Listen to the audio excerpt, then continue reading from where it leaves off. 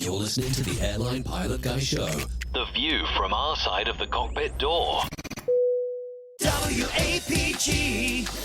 It's the Airline Pilot Guy. Airline Pilot Guy, episode 640. Yeah, he's up in the sky. It's the Airline Pilot Guy. Hello, you're listening to the Airline Pilot Guy Show, the view from our side of the cockpit door. With your host, Captain Jeff, broadcasting live from the APG Road Vessel Studio. Today's show is recorded on the week of November 18th, 2024. Yeah, he's up in the sky. It's the Airline Pilot Guy. Put your light and he's flying by. With the Airline Pilot Guy.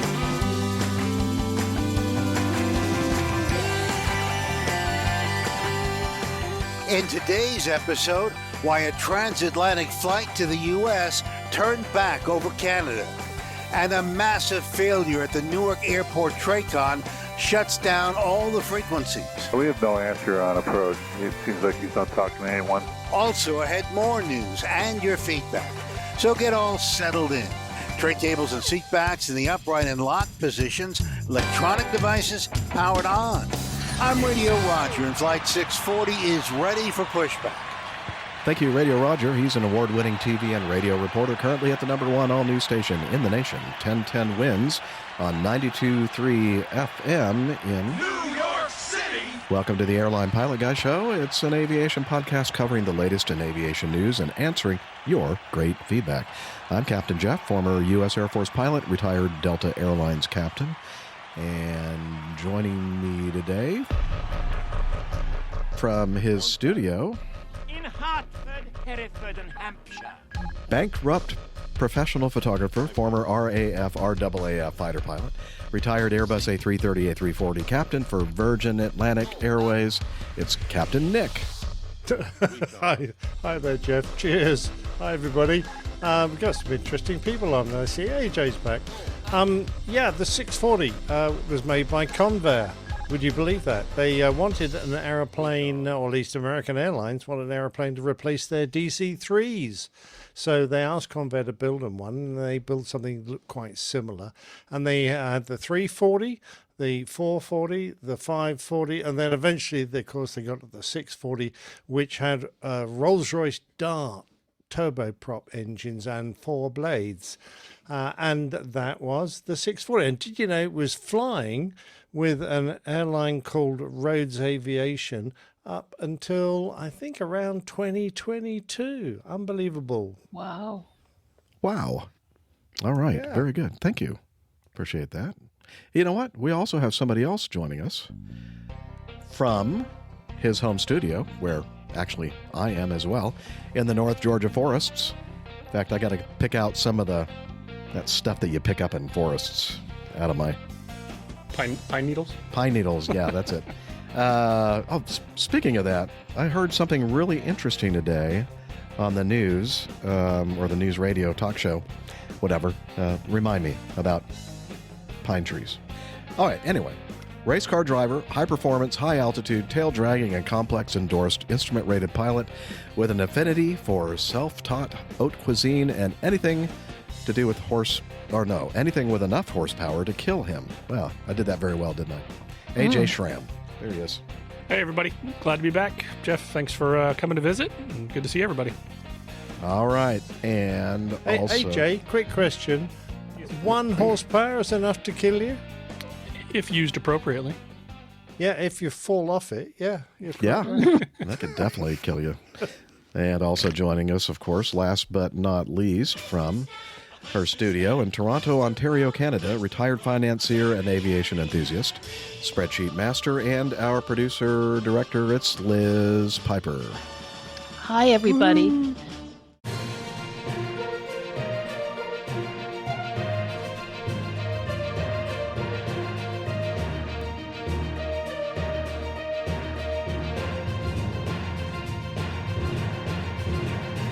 Stand by for news. We kind of alluded to it in our last episode. This is from CNN Business News. Spirit Airlines files for bankruptcy. And let's see, they filed for the bankruptcy protection Monday as mounting losses, unaffordable debt, and increased competition for bargain-seeking airline passengers and the inability to merge with other airlines left it little choice. The airline said it would continue to operate as it restructures its debt.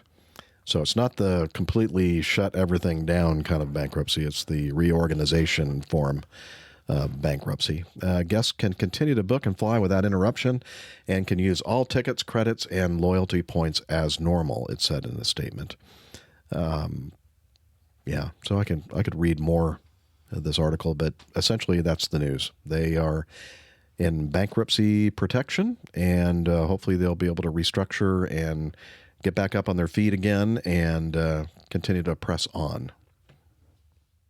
It's funny, Jeff. When I first heard and Chapter 11 became a thing in the United States for airlines, I was really anti it because, of course, if an airline that is in competition with the one I was working for goes bankrupt, then everyone else can now cash in on that and increase their size and fly more routes and pick up, the passengers that would have gone to that airline. But of course, I think longer I was in the business, I realized that for those people that work for the airline, it's absolutely traumatic if your airline goes bust underneath you. And we only have to, listen to Captain Al's interview when Monarch went bust.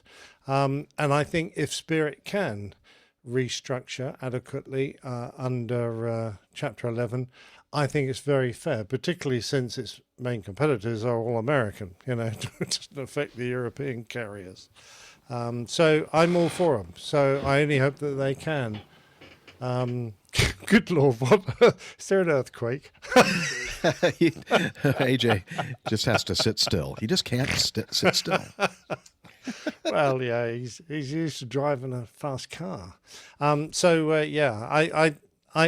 wish them all well, and I hope all their employees, come out of this with their jobs intact at the end of this, and they haven't had to negotiate wages down, all that kind of dreadful stuff that often happens.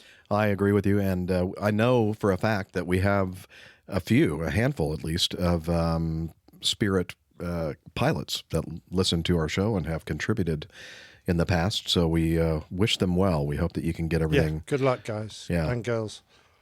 Yeah, it's always a bad thing that you have to go through when you're in, bankruptcy. Okay. Not much else to say about that. We'll be keeping our eyes and ears open to hear any updates on the reorganization effort by Spirit Airlines. And this next one is actually a video from one of the local news sources in where was this? Daily Mail. That's although the YouTube video actually is from CBS 6 somewhere. Do you know where WTVR is? What that station is? Okay, Liz is going to look that up for us. Richmond, Virginia. Okay, so this YouTube video is from WTVR in Richmond, Virginia, CBS 6. The dramatic video from Scandinavian Airlines Flight 957 shows severe turbulence that left some of the 254 passengers screaming, and the cabin littered with debris. But there were no reports of any serious injuries. The pilots decided to turn around, flying about 5 hours to Copenhagen to have the plane inspected for damage. Former NTSB chair Robert Sumwalt. If the structural integrity of the airplane was in question, they should have landed at the nearest suitable airport. The question will be, did they return to Copenhagen out of convenience, or did they do it because they thought that was the safest path? During this time of year, typically there can be some stronger turbulence, and we always try to avoid these type of areas. The FAA says injuries from turbulence are rare. What is the best thing a passenger can do to stay safe? There's some technology out there that can really keep people from getting hurt, and that technology is called a seatbelt. In fact, between Very good. 2009 and 2023, there were only 184 injury reports to the FAA, and nearly 80% of those were for crew members. Chris Van Cleve, CBS News, Las Vegas. All right, so that was actually CBS News in Las Vegas. I'm not sure why the YouTube video said otherwise, but anyway, so we're looking at some more images of the aftermath of the turbulence encounter, and there's the track of the SAS flight. They were just east of Greenland when they finally made, and I'm sorry, West. no, they were when they made the decision to return to Copenhagen. Now their track took them over the southern end of Greenland, but I'm pretty sure that I read somewhere that they were east at the time when they encountered the turbulence. So turbulence is always a bad thing. It's always present this time of year, especially as the captain said that they were interviewing. And so everything that I was looking at here was just focused on turbulence, right? And then I thought, well, I wonder what Aviation Herald has to say about this incident. And, this is interesting. An SAS Scandinavian Airlines Airbus A330-300 registration November, Romeo Kilo Sierra, performing flight 957 from Stockholm, Sweden to Miami, was en route at flight level 360, this is where I read it, just east of Greenland, in contact with Iceland's air traffic control when the aircraft encountered turbulence, causing a left-hand engine, a Trent 772, low oil pressure indication. The crew shut the engine down, descended to flight level 280. Wait a minute, huh? Say that again? The aircraft encountered turbulence causing a left-hand engine, low oil pressure indication. The crew shut the engine down and descended to flight level 280. Well, that was not mentioned anywhere in that, that video report or the actual news article that I actually haven't started reading from yet. And I'm not going to, because everything is just focused on the turbulence encounter, which they did. They did experience. But I think there's a lot more to this than was initially reported with the engine shutdown. They descended to flight level 280, where the crew managed to restart the engine. The aircraft climbed back to flight level 360. Upon entering Canadian airspace, the crew declared an emergency and decided to turn around and divert to Copenhagen. The aircraft descended to flight level 350, later climbed to 370, and landed safely in Copenhagen about 6 hours after the turbulence encounter. Well, that was a long flight. The Canadian TSB reported during cruise the flight experienced turbulence while in Reykjavik's airspace that caused the indication of engine 1 low oil pressure. The crew shut down the left engine as per the quick reference handbook and started a descent. The crew was able to restart the engine around, so as we said, flight level 280, and they went back up again, and then they declared the emergency and then requested to turn back, or not actually turn back to Stockholm, but to Copenhagen. And they landed without further incident. And one of the comments made, now, take this with a grain of salt, people that are making comments on the Aviation Herald site aren't necessarily vetted experts, but somebody put in here anonymously, the reason for the turn back was because after maintenance reviewed the telemetry from the flight, the plane experienced negative 3G acceleration during that turbulence event.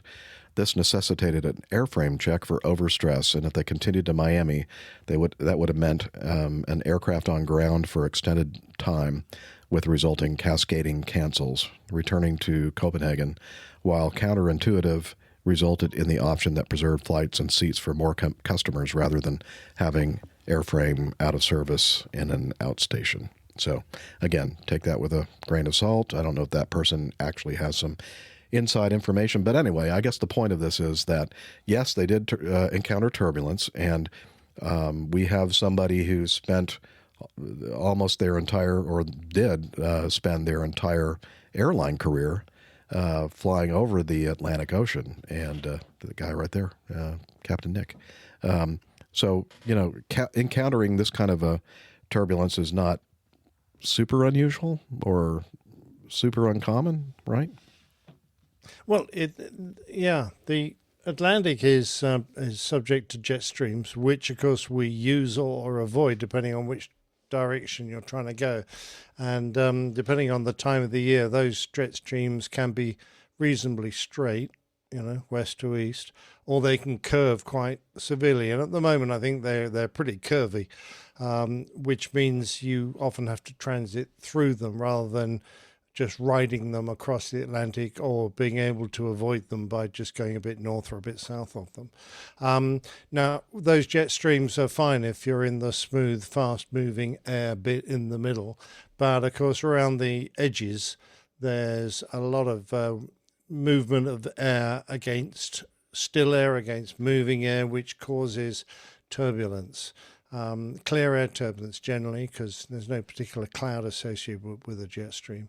And if you're having to cut through jet streams, it is common to have to encounter turbulence, but it's forecast. And I suspect since there were no injuries, I suspect they already had the seatbelt signs on, which would indicate that they kind of knew that they would have this turbulence or might have this turbulence, and it was on as a precaution. -3 is a very severe amount of turbulence, and it can cause airframe damage. The aircraft is only stressed to -1 negative, +2.5, -1. So if they'd gone +3, that would also have been another stress. But -G, it's even more. So yes, you need to have the aircraft checked out. The engine failure as a result. Now, I can't ever remember hearing of an engine failing because of oil starvation due to turbulence. I'm not saying it can't happen, it's just I haven't heard of it before. So this is a new one on me. I think the gist of what I was getting from it is that extreme -3G or whatever, that encounter that they had caused just a momentary ECAM engine, one low oil pressure, whatever, but it didn't actually fail or shut down. They went through the procedure to shut it down. Yeah, no, that's correct. In fact, that's what happens. If you get a low pressure warning, the crew will, if they follow the ECAM actions, they'll shut the engine down. But it could have been brought on just because the oil feed was starved for the moment that all the oil was thrown up to the other end of the oil reservoir, and it just, the pipe that leads it to the engine was just sucking air for a little while. I'm kind of guessing here, but that it might have caused it, and so they probably could have perhaps hung on a little bit before they shut it and see if it recovered once they're clear of the turbulence, but I'm not going to try and double guess the crew's actions. They decided to follow ECAM actions and shut it down. But the fact that they then decided to restart it probably means that maintenance did a data dump and took a look at the parameters and said, no, we think you're safe to restart it. Okay. Is the warning still there? It's windmilling. You should be able to get an indication of whether the oil is feeding again. If the warning's gone away, then perhaps you can restart it. It all sounds just a little bit, from that point on, a little bit dubious. They've declared an emergency, and they've got the engine going again, an engine that has previously had low oil, and they shut down. But now they're going to fly 6 hours back to Copenhagen. I'm going, well, I don't know, because just to the west of you, Newfoundland with Gander and Halifax and some pretty good airfields there, and you're going to go right over Reykjavik on your way across the Atlantic. They've gone over it once. They're going to go pretty close to it a second time. Are you really going to carry on all the way to Copenhagen for what apparently, according to their justification, purely commercial reasons?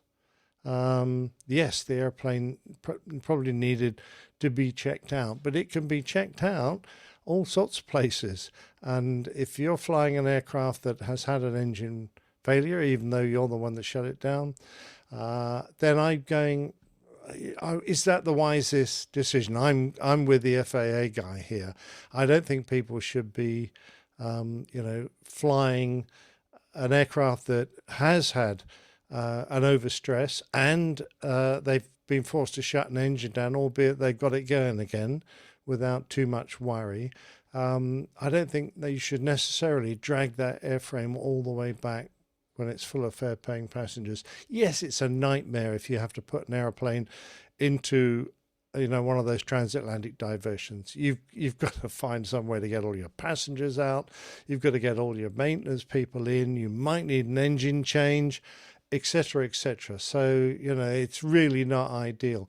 But it's effectively, it's really down to the captain. He's the one that makes the decision. That's his aeroplane.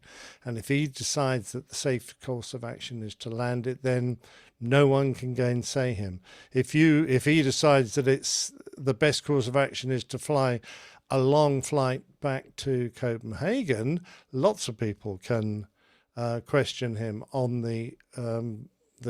how sensible that decision was. And I think that's probably the situation he's in now. Well, I mean, obviously he had to go back to Copenhagen and not go to Miami, because according to this article from Daily Mail Online, a spokesperson told Mail Online the airline did not have the required equipment in Miami to perform the checks. Yeah, well, there are Airbuses in and out of Miami all the time. Well, how would you know that? Because we used to fly there for a start, and there are heaps of 330s flying around the States and carrying holiday makers. It's a great place for That's it. Weird. So I'm not too sure about that as a justification. I'm just disappointed we couldn't get the conversation on the discrete frequency for that one. Yeah, yeah, that would have been nice. That would have been very good. Yes, I suspect it was all done via ACARS, but we could sometimes find that as well if we're lucky. Yeah, IL Boxes in our live audience says, so the screaming worked because the turbulence stopped. Yeah, he's right. As soon as somebody, yeah. I guess the people up front said, "Oh, did you hear that screaming? Yeah, maybe we should turn around." Going back. What was pictures of the cabin with all the litter. I mean, I've looked back down the cabin at the end of a long haul flight, and that is pretty much normal. That's just about what it Except for normally maybe that looks one. like. Look, some bloke's dropped his backpack, yeah. I just thought it was interesting. Now, maybe, I'm going to give these news sources a break. Maybe at the time that they went to press for this thing, it wasn't common or public knowledge that the aircrew shut the engine down and then restarted it and went back. But that seems to be the more, I don't know, maybe both of them are reason to divert or do something that you hadn't planned. I don't know. I just thought it was kind of odd that there was no mention of the engine shutdown and restart. No, I think you're right. They probably found out about that later. Yeah. They just saw the Canadian coast coming up and went, "Oh no, we don't want to fly over there. Let's get out of here before we hit the Canadian coast." Okay. Anyway, I love Robert Zumwalt, though. We have this thing called a seat belt. Yeah. Yeah, right. That's great. He's a straight talker. He is. All right, so that just goes to show. Got a video. Yep, got a video that we're going to play here. So let me do this. All right, from Bass Aviation, Real Aviation Communications, using live A2C.net audio. Let's see. Let me pause the. Yep, Newark Tracon. On the 6th of November, was affected by massive radio failure that shut down all their Tracon frequencies, leaving all aircraft flying on their own and unable to communicate with any of the Newark Tracon controllers. The airspace was declared closed, and flights experienced lengthy delays or diversions. All right, continuing. Can you just explain to people that might not know what a Tracon does, Jeff? What is a Tracon? Okay, a Tracon is the what does it actually stand for? Terminal Radar Approach Control, I believe. Okay, that makes sense. I'd buy that. All right. Terminal radar. So what they do, they're the ones in the lower aerospace structure. You know, when you're above 18,000 feet, in general, there are some variances to that. But if the higher altitudes and airplanes, airliners cruising, or all airplanes cruising up at the jet routes are on center frequency, air route traffic control center. As you make the transition, when you're taking off and making the transition up toward those cruise altitudes, you're usually talking with TRACON frequency or departure control, approach control, and then the same thing coming back down on descent. Once you get out of the cruising, the jet routes, you're back in the radar control, the local radar or approach control, departure control, and IHAL boxes says Terminal Radar Approach Control Facilities, TRACON. I believe I should get a ding for that. I think, you could. Yes. You could if I had my Stream Deck controller here, but I think I can do it. Yeah, there we go. All right. So let's press play again and see where we go with this one. Thank you for that explanation. Mm-hmm. Oh, I'm sorry. No. Obviously, the operator doesn't know what the heck he's doing. Okay. Is this a TRACON failure? I remember my first time. Hey, did I mention this is VAS Aviation, Real Aviation Communications? I don't think I did. Okay, so I'm going to advance here after the little blurb that I read about the massive radio communications failure. And now we're watching this radar simulation of all these airplanes, little blue dots flying around the airspace around Newark, New Jersey. Oh, I'm glad you explained that. I thought for a minute it was the point of conception. Oh, it does kind of look like that. LaGuardia resumes operations shortly after. And let's listen to how it all developed, according to Victor over at VAS Aviation. 888 Foxtrot Bravo is with you, 1,500. For 888 Foxtrot Bravo, New York Departure radar contact. Right now. X743 Heavy, descend to maintain 3,000 and speed 180.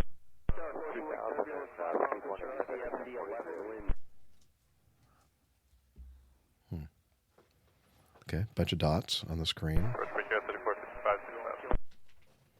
Brickyard. All Newark TRACON frequencies fail at this moment. This very moment. Okay, they have guys. Anybody out there? New York 1743 Heavy, low.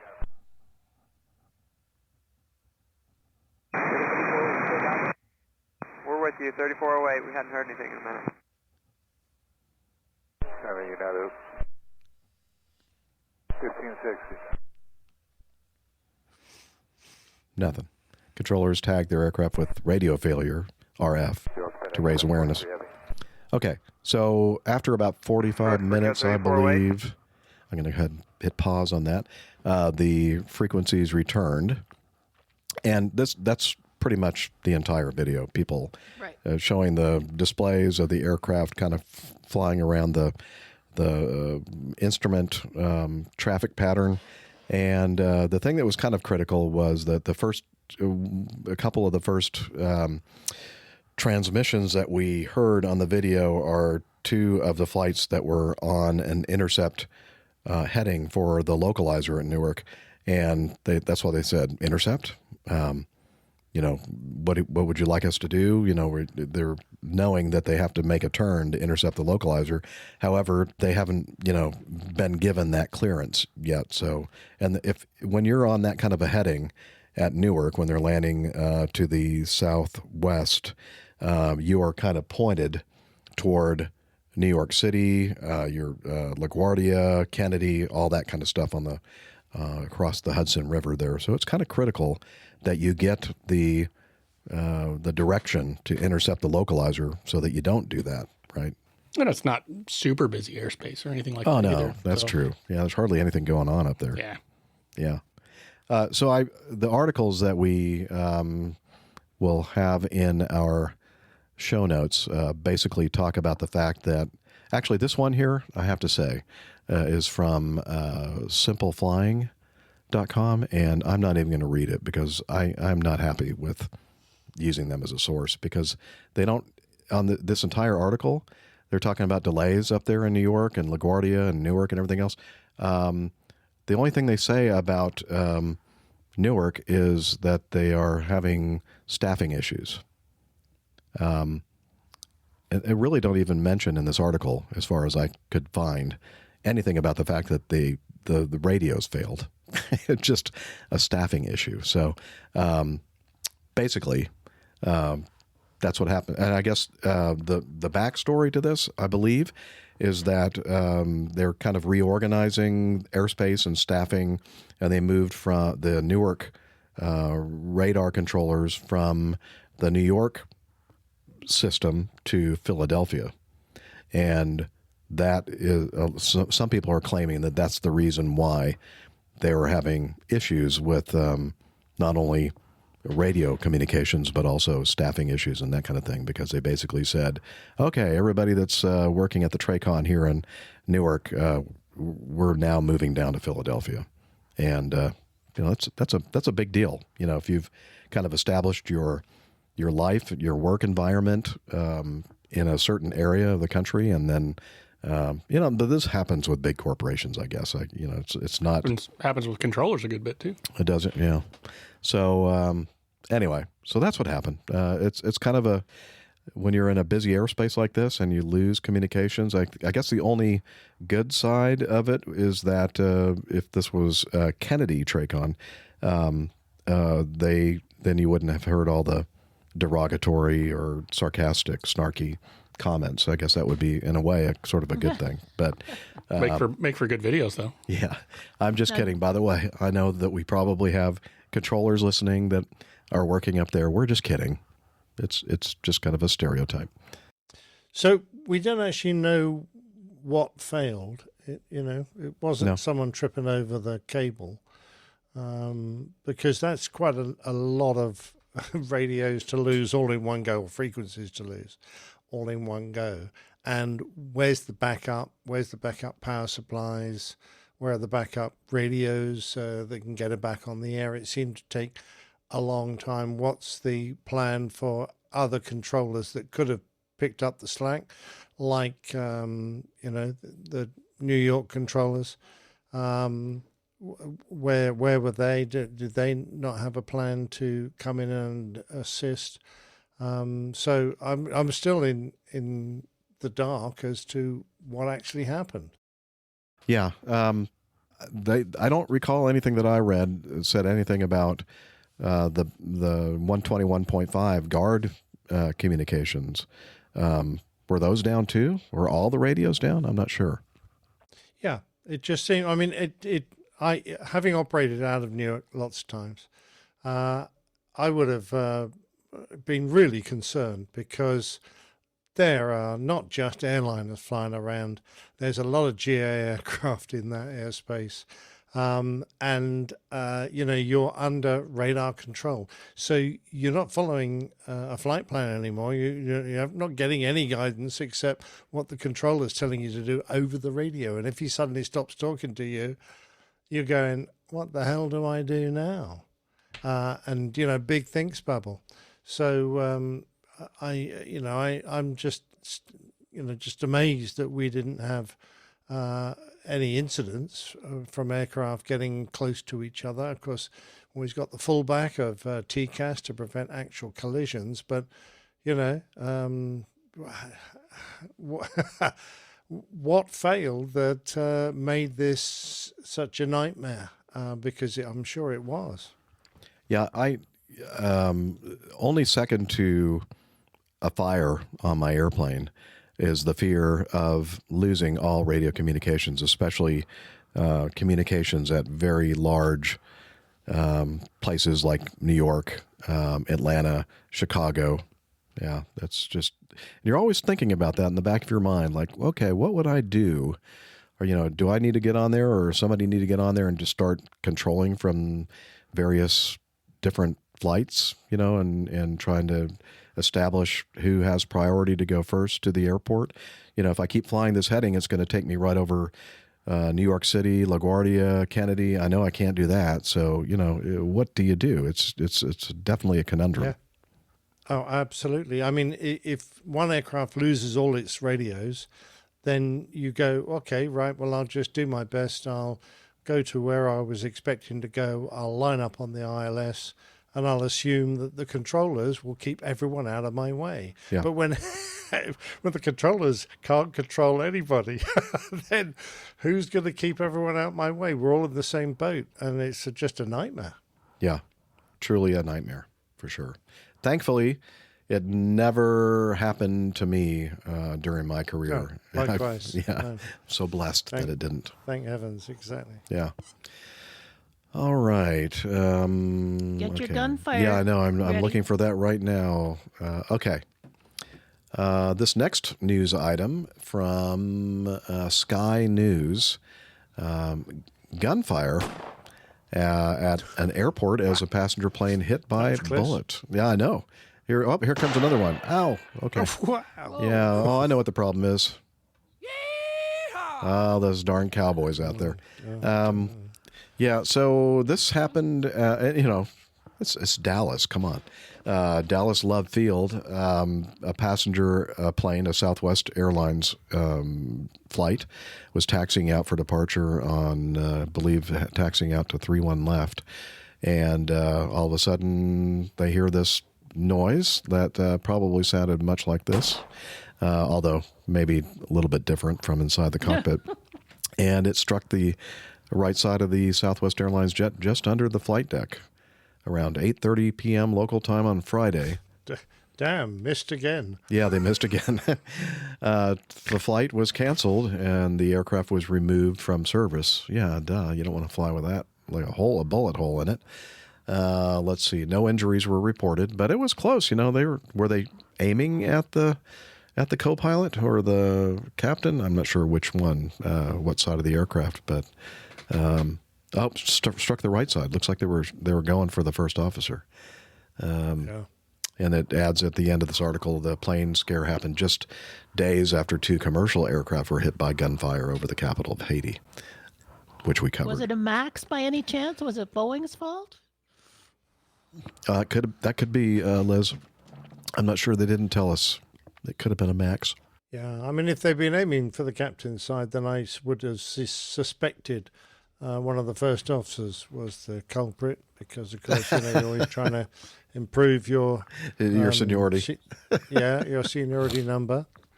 I also noticed in this article that it said they closed the runway, which I was curious as to why they would do that. Well, they're looking for the bullet. I thought it was still on the airplane. Well, I don't know. Maybe it bounced off. I don't know. Or went straight through, was more likely. That aluminium is not very tough stuff. It's a valid point. Yeah. All right, enough of that.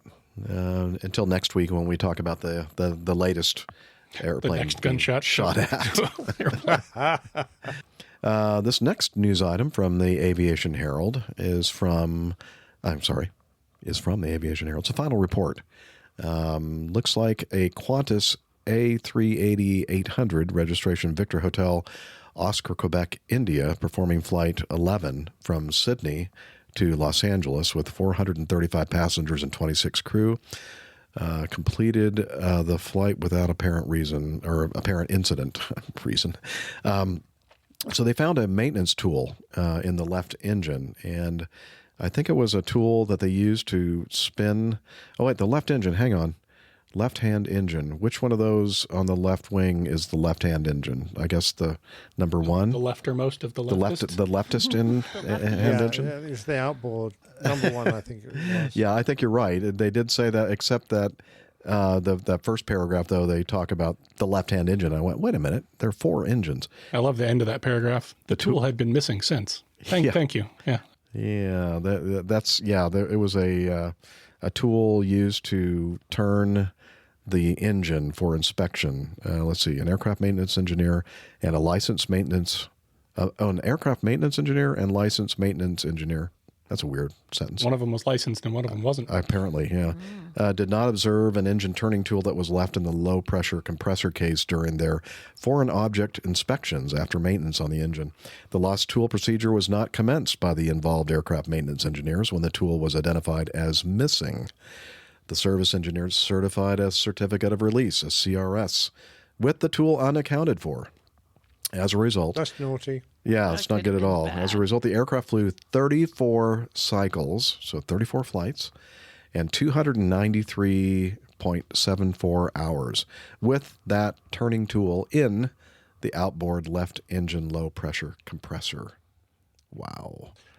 I think I should probably describe what this tool looks like, because I think a lot of us are thinking of a wrench or a adjustable spanner or something, but it's kind of like one of those bendy rulers you get if you're an architect and you're trying to draw curvy lines. You have a kind of strip of lead that is covered in rubber. That's what it looks like. So it's only about 1 centimeter high, but it's quite long, about, I'm now going to mix my units here and go about 2 feet long. Like 2/3 of a meter? Yeah, about half a meter, I'll say. And they appear to have it's bent and positioned up against the stator, so they're non-moving, non-rotating blades by the looks of it. And it was just sitting there. It wasn't rattling around. Any airflow coming in the engine would have just held it in position.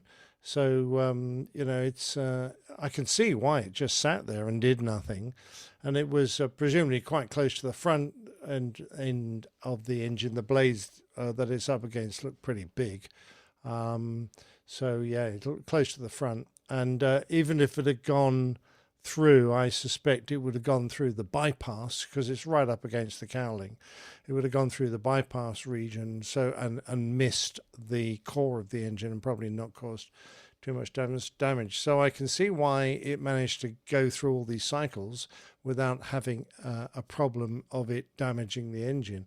But the one thing I'm really upset with is that, having realized that they were missing a tool that they used for their borescope inspections, and when they finished and they hadn't got this tool, they didn't flag that. What on earth did they think were doing? Oh, I'm sure it's okay. That's ridiculous. It's like leaving an instrument in a patient after an operation. Yeah, that's not a good thing. But, it turns out that after this occurrence and investigation, they determined that, hey, that's a pretty darn good place to keep that turning tool. So that's where they're going to put them in the future. New procedure. Yeah, because it's nice and convenient for the next time they need to use the turning. It's always there. Yeah. Yeah, exactly right. Yeah. Yeah, that's the most concerning thing, Nick, is the fact that they knew the tool was missing, because I think they have the tool cases that have the places for each of the tools they're going to use, and if one is not there, then they have to go, where do you think that is? I'm not sure if they still use what we used to call them shadow boards. So that each tool, you hung it on a board, and when you took that tool away to use it, it left a day glow silhouette of the tool, so you knew you just glance at the board, immediately see what's missing. I suspect they use an electronic sign in, sign out system, but they obviously, whatever system they had worked, because they knew it was missing. And this is what frustrates me. They knew the damn thing was missing, but they didn't go and look in the damned engine to check that the engine was fully clear. Yeah. Not good. I'm sure that not only the licensed, but the non-licensed maintenance engineer probably got some time off. There you go. Yeah. Well, yeah. Without pay, or maybe worse. But we work a just industry, so I'm hoping they just got retrained. You mean just safe enough? All right. You said it, Jeff. You said it. All right. The next item from Aviation Herald is this the reason why Liz put this in here, because of all these runway incursions, she wanted to disprove that it's not just the United States that they're having this issue. It happens in Canada, too. A Jazz Canadair's CRJ 900 performing Flight 931 from Philadelphia to Toronto. Had landed on Toronto's runway 24, had been cleared to taxi via Delta 4 and Delta cleared across runway 33 right. And Air India Boeing 777-300, performing Flight 188 from Toronto to Delhi, had requested runway 15 left for takeoff due to performance. Runway 23 was active for departure, so I guess 15 left is a longer runway that was better suited for their heavy jet. The aircraft was cleared for takeoff, was accelerating through about 11 knots indicated airspeed. So, gosh, I mean, airspeed indicators usually don't even start indicating until way above 11 knots. When does the low speed regime start? Oh, 80 knots. Well, actually from 0 to 80. It actually does go to 0? Well, I don't think so. I don't recall the airspeed indicator actually registering anything until you were actually moving a little bit more. I don't know. Do you remember, Nick? That's got to be slower than a Southwest Well, you've got a taxi, ground right? speed. You've got a ground speed readout from the inertials, so Right. you do know how fast you're going. But you're right. That's pretty slow. Maybe that's what they were using to So for they the were probably narrative still here. just lining up on the runway at 11 Yeah. knots. I mean, they're not exactly really starting their takeoff Right. run yet. I guess that's the point of it, is the fact that they were really just like releasing brakes and just starting to move a little bit when the CRJ crossed the runway at Delta near the end of the runway. Ground control instructed the CRJ to expedite across the runway. Of course, they didn't say anything to the Air India flight. When the CRJ was clear of the runway, the 777 was accelerating through 135 knots. Okay, so That's a bit faster. yeah, so I guess they go, oh, somebody screwed up there. They cleared that CRJ. Well, no problem. It's going to take a while for that Air India jet to get up to speed. Let's not say anything. And yeah. That or that CRJ really took their time getting across the taxiway there. I think something I read said that they requested them to expedite their crossing. Yeah, but just imagine that they'd had a failure and the captain went, oh, well, let's hang on a minute, we've got to stop. And it stopped in the middle of the runway. What the hell do you do then with this Air India 777 bearing down on them? I mean, now you've let the situation escalate. They're lucky that the CRJ completed that crossing without further incident, without any incident. It just went across. But, there are lots of incidents where the brief is, if this happens, the first thing we'll do is bring the aircraft to a halt. And then we will, once we're safely at a halt, we'll start dealing with the issue. And almost, there are lots of issues where you could have, the CRJ captain could have decided to stop his aircraft because he considered that the safest action. He may not have realized that there was a 777 bearing down on him. Sorry about that. We were trying to get an idea. I of... ran out of things to say. I apologize. Well, hey, in the post edit, it'll sound like you just stop talking and then we just, Perfect. it'll be perfectly seamless and senseless. Let's see. Senseless. Thank you. I heard You're that. welcome. I was wondering why you Took didn't me a respond while. right away. I'm thinking, wow, I just got away with something, I think. But I'm wrong. I'm just a bit slower than I used to be. All right.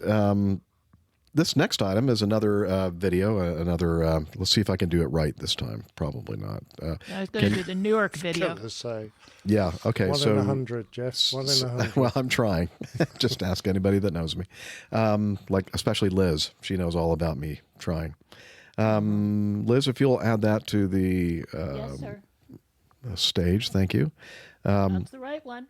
All right. This was something that occurred on the 25th of October, 2024, a Pilatus PC-12 November Golf X-Ray, which was, that's, I guess, the model. But the actual N number of the aircraft was November 452 GM. They were performing a flight from Hermosillo, Mexico, Mike Hotel Oscar, to Phoenix Airport, Sky Harbor, KPHX. They were descending when the pilot was advised that he was not authorized to land at Phoenix Sky Harbor Airport due to VIP presidential movement at the airport, and the airport was closed for general aviation flights. All right, so now we're going to play a little bit of the video. And again, this is another Bass Aviation video, Real Aviation Communications, which is pretty much half our show. And that was the what I just read. Okay, they're showing the NOTAM FDC 42752 regarding the presidential TFR, restricted temporary flight restriction, I think, TFR.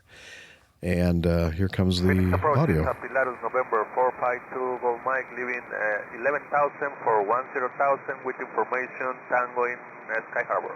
452 Golf Mike, Phoenix approach, Roger. Phoenix now 73003. Verify destination, please.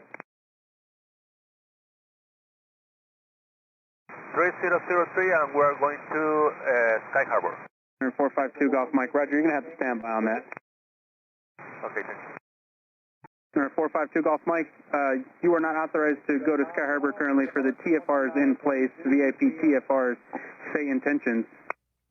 I believe that the TFR initiate that at the 15th of the hour, right? 452 Golf Mike, negative. The TFR is currently active only for scheduled air carriers, which you are not. It's TFR is not for general aviation aircraft. Say intentions. Okay, give me a second. Oops. Number 452 Golf Mike, for now descend and maintain 6,000. Number 452, descend and maintain 6,000. 452 Gold Mike, 6,000. Maybe Scottsdale? Number 2 Golf Mike, not at this time. It would probably be another 45 minutes before you can get into Scottsdale. I can offer you Mesa Gateway, Falcon Field, or Chandler. And Pilatus 452 Gold Mike, do you have an estimate for Sky Harbor? Number 2 Golf Mike, not today, for the foreseeable future. Okay, we need to back to Tucson, please. Number 452 Golf Mike, you want to go back to Tucson? Affirmative, we need to check customs. Number 452 Golf Mike, Roger. Let me check if Gateway has customs. Thank you. Number 2 Golf Mike, for now, turn right heading of 030. We're checking for customs at Gateway. Okay, 030, and we wait for customs, Pilar 452 Gold Mike. Number 2 Golf Mike, and customs won't be available until 11 o'clock local time, so do you want to just go back to Tucson? Is it possible to come back to Mexico to Mike Hotel Oscar? Stand by on that. We'll have to get a clearance for you. Thank you very much. 452 Golf Mike, climb maintain 8,000. We'll get you a clearance here in just a moment to Mike Hotel Oscar. Okay, climb and maintain 8,000, Pilatus 452 Gold Mike. 452 Golf Mike, what's the requested altitude? 230, please, for 452 Gold Mike. I just want to make sure I heard you right. You said 230? It's affirmative. Roger.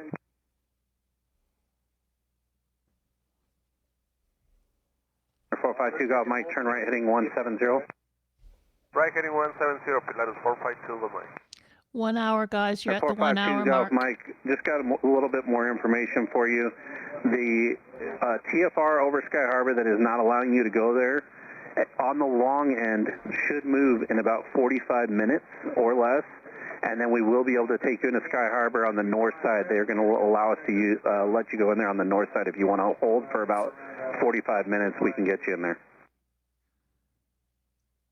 Okay, let me check, Pilatus 452 Gold Mike. 452 Golf Mike, and it could be sooner than that. They are estimating on the long end it would be 45 minutes. Okay, 45 is a long time, Pilatus 452 Gold Mike. Give me a second and I call you. 452 Golf Mike, take your time. Okay, Pilatus 452 Gold Mike, we wait for Sky Harbor, so do you have an area for maintain? 452 Golf Mike, a copy that you want to wait for Sky Harbor. What was the last part? Okay, so I just stopped the video there because basically it was a happy ending. He didn't have to go back to Mexico. They went ahead and got him in about 20 minutes, I think, after this, so he didn't have to hold for 45 minutes. But AJ and I were having a discussion there. I'm a little confused about the TFRs and not really affecting general aviation. A lot of those TFRs they'll affect GA, but they won't affect scheduled air carriers. So if you're a Delta flight or Virgin flight or whatever, you can still continue to operate. So our, when the president flies into Hartsfield, Class Bravo here is, if they had to shut that airport down for 45 minutes or an hour or something like that, it would be chaos. Well, I seem to remember in my career that a president coming in Air Force One to the Atlanta International Airport did affect us. I mean, we weren't allowed to taxi, ground movement was stopped, and I believe all the takeoffs and landings were stopped as well, but maybe I'm just misremembering that. And it could be a newer development as well. Yeah. Anyway. Certainly, Heathrow used to shut down if the president was flying in, and what's more, you could never find out when it was all going to be over. Because they realized that to give a time gave an indication of when he was getting airborne. And, if you wanted to target him, that's the time to stick your head out of the back of your truck and fire off a missile. Just like shooting at that Southwest plane in Dallas Love Field. Yes. So we used to sit there in absolute blind ignorance, wondering how long is this going to take. But there you go. Yeah, at least 15 minutes and maybe as long as 24 hours. Yes. Yeah, nice window. Yeah. Well, I mean, I understand why they do it. The president's got to fly around, and he needs a level of security. You just got to suck it up, I'm afraid. Him complaining about 45 minutes for a hold seems interesting to me, because I bet it was a lot more than 45 minutes to go back to Hermosillo. That was exactly my question, because I don't know the geography of this.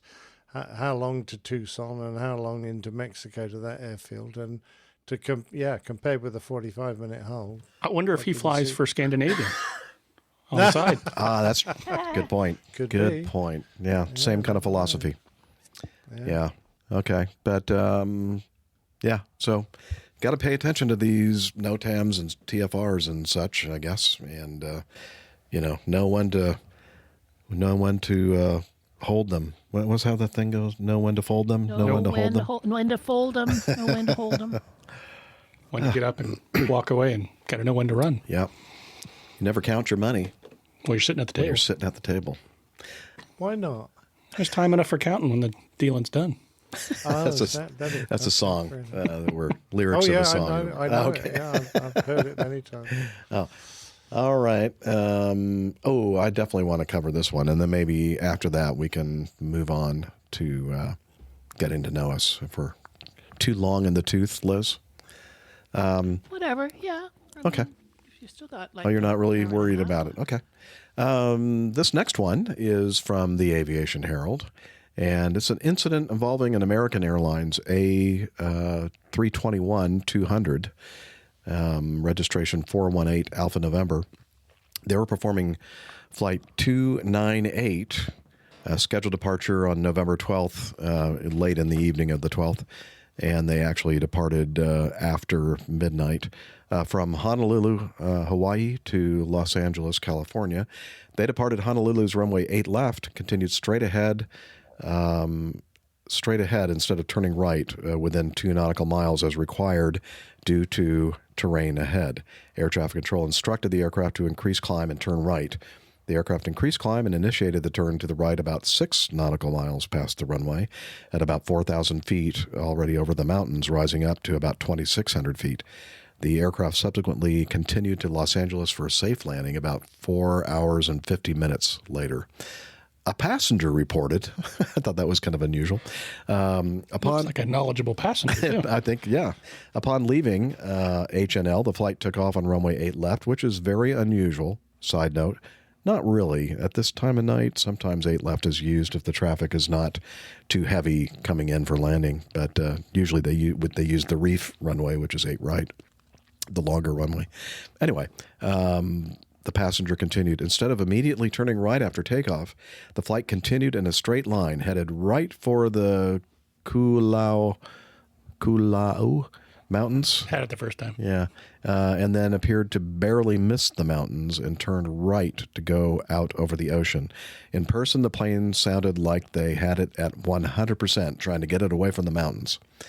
The FAA told, 100%, the Aviation Herald, an air traffic controller instructed American Airlines Flight 298 to perform an expedited climb after the crew did not make the assigned turn while departing from Honolulu.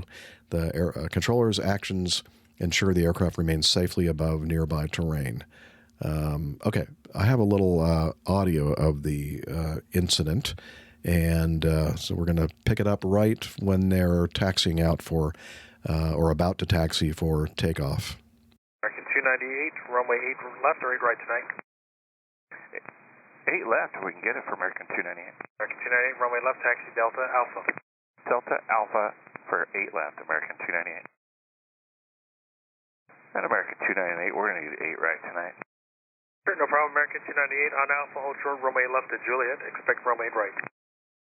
We'll hold short of 18 left at Juliet, we'll expect runway 8 right.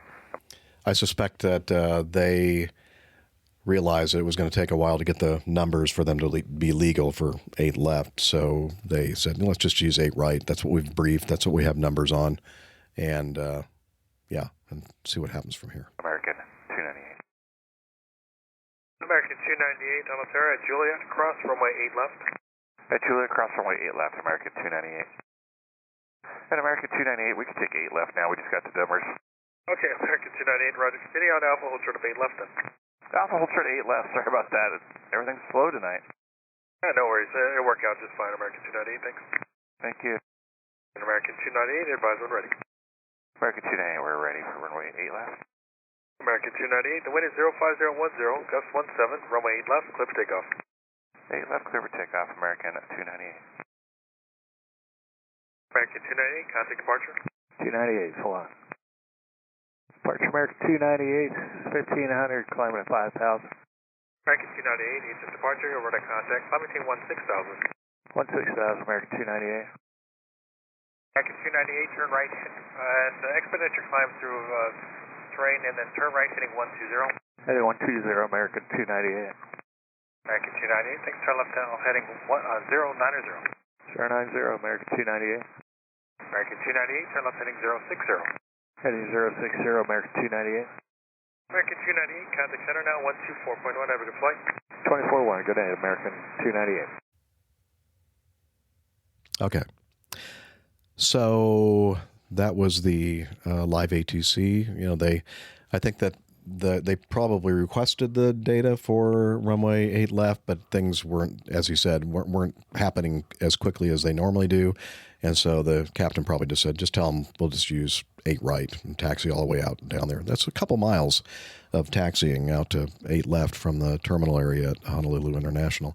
And then when they were kind of doing all that, they finally probably got the little ding and they got the numbers that they needed to have for 8 left, and they were legal, so they changed the runway back to 8 left. Now, I remember, it's been 24, 25 years since I have flown out of Honolulu International, but I've flown in and out of there a lot in my flying career, and also in the Air Force as well.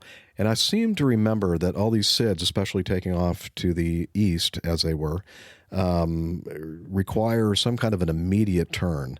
The Molokai 5 is the SID, that the standard instrument departure they were assigned, and it talks about completing that initial heading, that initial turn, within 2 nautical miles of the end of the runway. So it's pretty critical. There's a lot of high terrain around Honolulu, Waikiki, and that kind of thing. So I thought, well, let me listen to and so I went and found these live ATC recordings on my own and put them all together. And of course, there was a lot of space or gaps and instructions to other aircraft landing and taking off that I cut out. But he just said clear for takeoff. He didn't give them a heading. And so I'm thinking, is this one of those places where they give you the initial heading on the PDC? And maybe this the pilots on this flight didn't perform that, or forgot that they were supposed to initially make a right turn, typically to heading a 1555. And I was looking at some comments from an aviation forum, a pilot forum, and this may have actually come from Aviation Herald, I'm not sure. But anyway, I'm quoting here, as a 321neo pilot based in Honolulu, if they had lost I think that there was a discussion here by somebody saying, what if they had lost an engine over that high terrain? Would that have been a big deal? And his answer was, if they had lost an engine, there isn't a chance they would have cleared those mountains. The single engine ceiling may be in the teens, but you have to get there first. That's more for an in-flight failure at altitude. And then the second thing, which I think is the most important, I have never, and I mean never, got a PDC, a pre-departure clearance, not saying right turn, 155, climb 5,000 when departing Honolulu. ATC does not vector you until after that initial turn. It's in your departure clearance. So anyway, I thought that was interesting. And then I thought, I wonder if we know somebody, perhaps a guest host from time to time on the APG. RJ, he flies in and out of Honolulu. Stand by. I had to cough. He flies in and out of Honolulu quite often in a Airbus A321. And he said, he confirmed, yes, that it's almost always an instruction that initial heading is on the PDC. So at first I'm thinking that the controller messed up and didn't give him that initial heading. So I went back and listened to more aircraft given takeoff clearance before and after this flight, and the tower was consistently giving them just a cleared for takeoff, with the understanding that they would fly that initial heading, perform the SID. So sounds like the American guys kind of screwed this one up a little bit. Now, are you looking up some information there on some of your flight? Yeah, I was just looking up the diverse vector area for that airport. And Nate left. It does say that the ATC is the initial heading. It doesn't give you one in the book. So they would have to get that from the tower or from their PDC. Yeah, that's okay. That is true. And that's so I was wondering whether did the controller just forget to give them that initial heading, or were they given that in their PDC, their pre-departure clearance? And I'm pretty sure now that is the case. And like what you just said, AJ, there's a note here on some document, a standard operating procedure document I found. It said that if east operations are in effect, all departing aircraft must be given an initial heading of 155 after takeoff. So it sounds like they just neglected to do that during the whole flurry of runway change items and all the stuff they were performing in the cockpit. Yep, sounds about right. Easy to miss stuff. What do you think, Nick? Yeah, if it's vital that people make a turn at the required, for safety reasons, because if you're not going to fly into a hill, I personally would like the controller to confirm that for every takeoff. Now, I know it might seem, over the top, but you're only going to save one airplane. And if this had been your one airplane to save, that would have been worthwhile. You don't know when you've got a situation where the guys go, oh, golly, yes, we forgot that. Let's just make sure we do that. Because, it is vital that they have that piece of information. I mean, places like Atlanta, they always insist that you, with your takeoff clearance, you acknowledge your first waypoint, just to make absolutely certain that you are going to point at the right piece of sky. Now, if a busy place like Atlanta can do that procedure, I would have thought that a procedure of a similar nature here at Honolulu might be a good idea. I have no idea of this terrain. I'd love to see a map to see how big this chunk of rock is. But, is it a 30-degree turn? Is that enough to make you miss? And bearing in mind also that the 321 is a sophisticated aircraft. If you get airborne with terrain selected, it will show you in a big red blob that there is terrain above your altitude. And if your green line is going over the top of it, you go, oh, that's not very good. Let's make sure we miss that. There are features. And if you don't select it as you come close to it and it's still above your altitude, it will automatically come up and show you, let alone the GPWS warnings that will go off. So there's plenty of technology in the aircraft to ensure that these people didn't fly into this mountain. But it would have been nice just to hear the controller confirm that very important instruction that they obviously missed, just in case, just so they, I guess I could see that. The thing that really just gets me, basically what you just said, with the looking at their terrain, looking at their map display, I'm sure there will be some colorful things ahead of them. And anybody that's flown in and out of Honolulu knows that when you're taking off an 8 left or 8 right, you're just immediately going to make that turn to the right, to the south or the southeast, because there is Cocoa Head and a lot of big rocks out there, volcanic rocks that are ahead of you that can be a problem, especially if you lose an engine. And then the other big red flag, let's say this is their first takeoff out of Honolulu, which I doubt. There is looking at the Molokai 5 departure. There's a block over here for takeoff minimums, and then runway 8 left standard with minimum climb of 313 per nautical mile to 4. Anytime you start seeing notes like this, at least for me, I go, wait a minute. They're expecting a certain climb rate. There must be some terrain or some reason for this. And then you go a little bit lower, and one of the notes on the bottom left on this particular, not a Jeppesen version, but the what do they call the chart? Government charts. Government charts.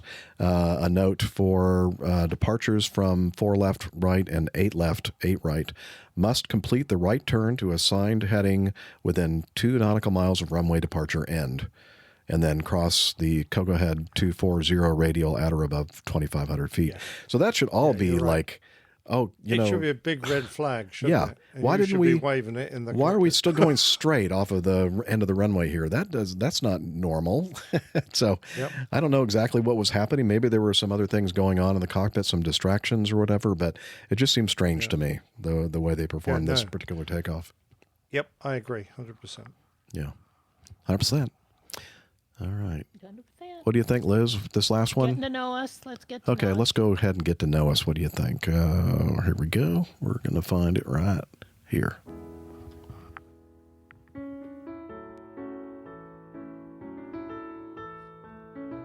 I'm sorry for all the coughing. Getting to know us is the segment where we kind of get to know what's been going on with the hosts between shows. And so first of all, I'll mention, as I did at the very beginning in the intro, that I am here. I'm not in the Road Vessel studio, recording studio. It's just parked outside of AJ's. Well, it was. I'm hoping it's still there. Did somebody move it? Wait a minute, where's my key? Somebody sold it. I saw a tow truck come by earlier. No, I hope it was a big tow truck and they didn't mess up my home. Anyway, AJ had kindly invited me over to sample some of his cooking. Apparently, he is quite the chef, and I'm looking forward to dinner. I like to eat, so I figured out how to do it. I do too, but I'm not a good chef.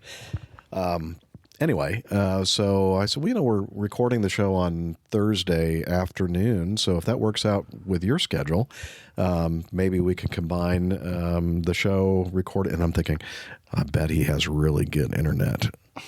That's the only reason he came over. No, that's internet. No, that's not the only reason. He's got gigabit internet here, which is so nice.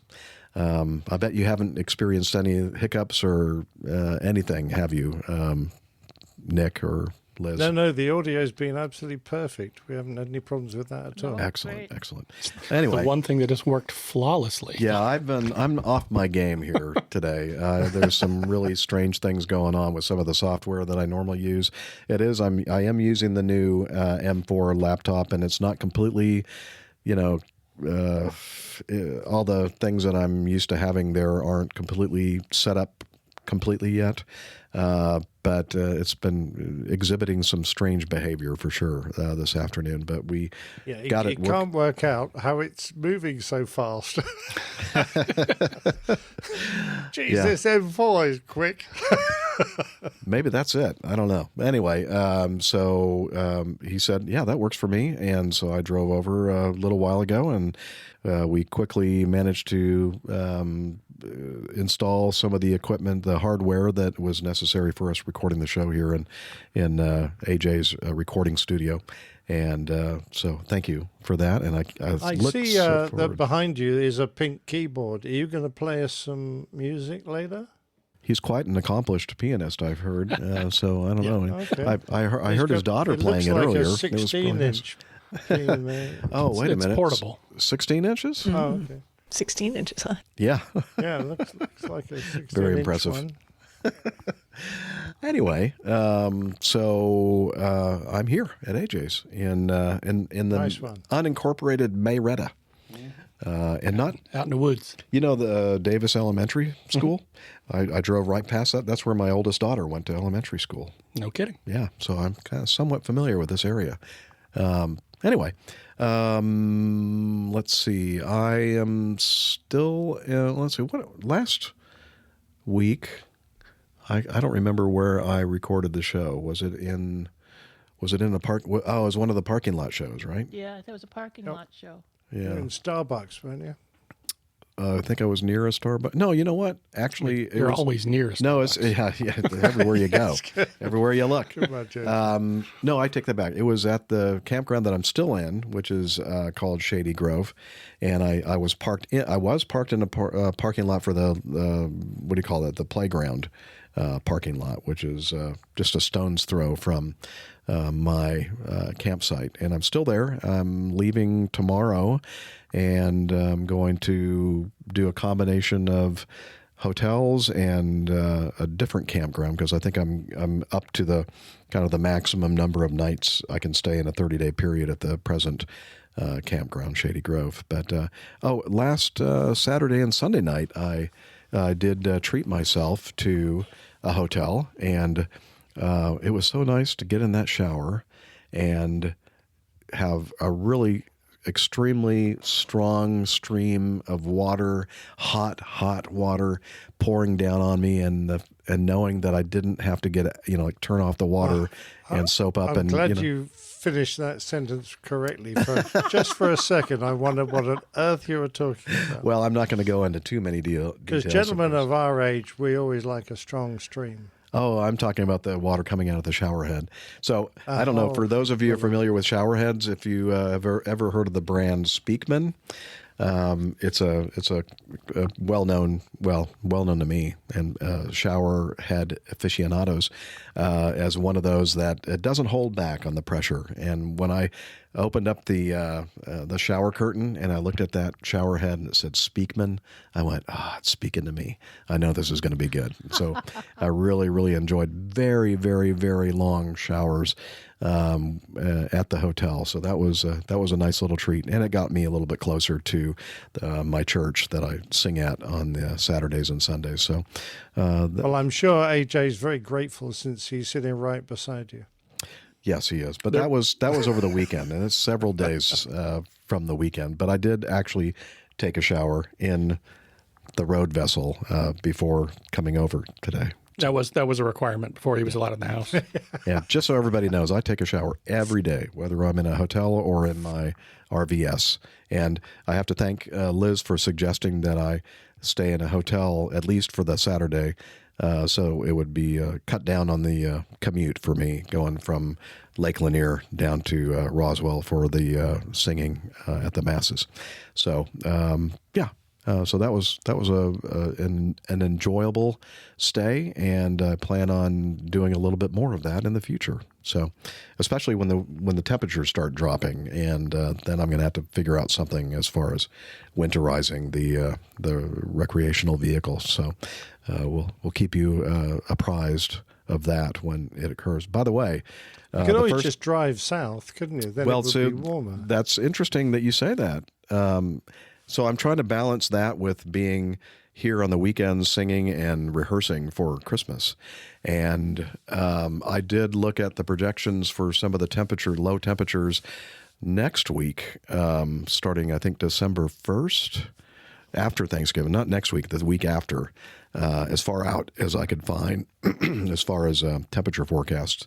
And it looks like maybe Sunday night, Monday morning, Tuesday morning, and maybe even Wednesday morning of that week, the first week of December, they're showing temperatures below freezing, low temperatures below freezing. Ooh. And I'm thinking, okay, so I don't know if you noticed, Liz, I didn't book anything after next weekend. I did notice. Because I have a feeling, as Nick just mentioned, I'll be heading south and trying to find some warmer air. Good job.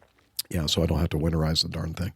Anyway, so as I said, I'll take you along the ride of all that in the adventure in the future. And that's it for me. AJ, since you're sitting right next to me, why don't you go ahead and tell us what's been happening with you? Not a whole lot going on. This past weekend, got to take my daughter down to Butler Airport for some glider flying. So she's continuing on with her training. Oh, that's right. Doing Is really she well. gone solo now, AJ? Not yet. So they're getting close. Oh yes, they've started doing some surprise rope breaks and things like that on her, which is kind of a sign. So, I'm guessing the next few weekends, I'd bet. So excellent. Well, wish her luck. Thank you. I will. But yeah, other than that, just cooking and studying. All right. Any? You don't want to go into any more detail about that, huh? We can. But, yeah. Left my past job and moving back towards aviation. So I got a few tests to finish up, and then hopefully be in a flying job by January timeframe ish is the plan. Woohoo! So, that's great. Go play with airplanes again. Excellent. All right. That's great news. What are you studying right now? The commercial written. So, okay. Yeah. All right.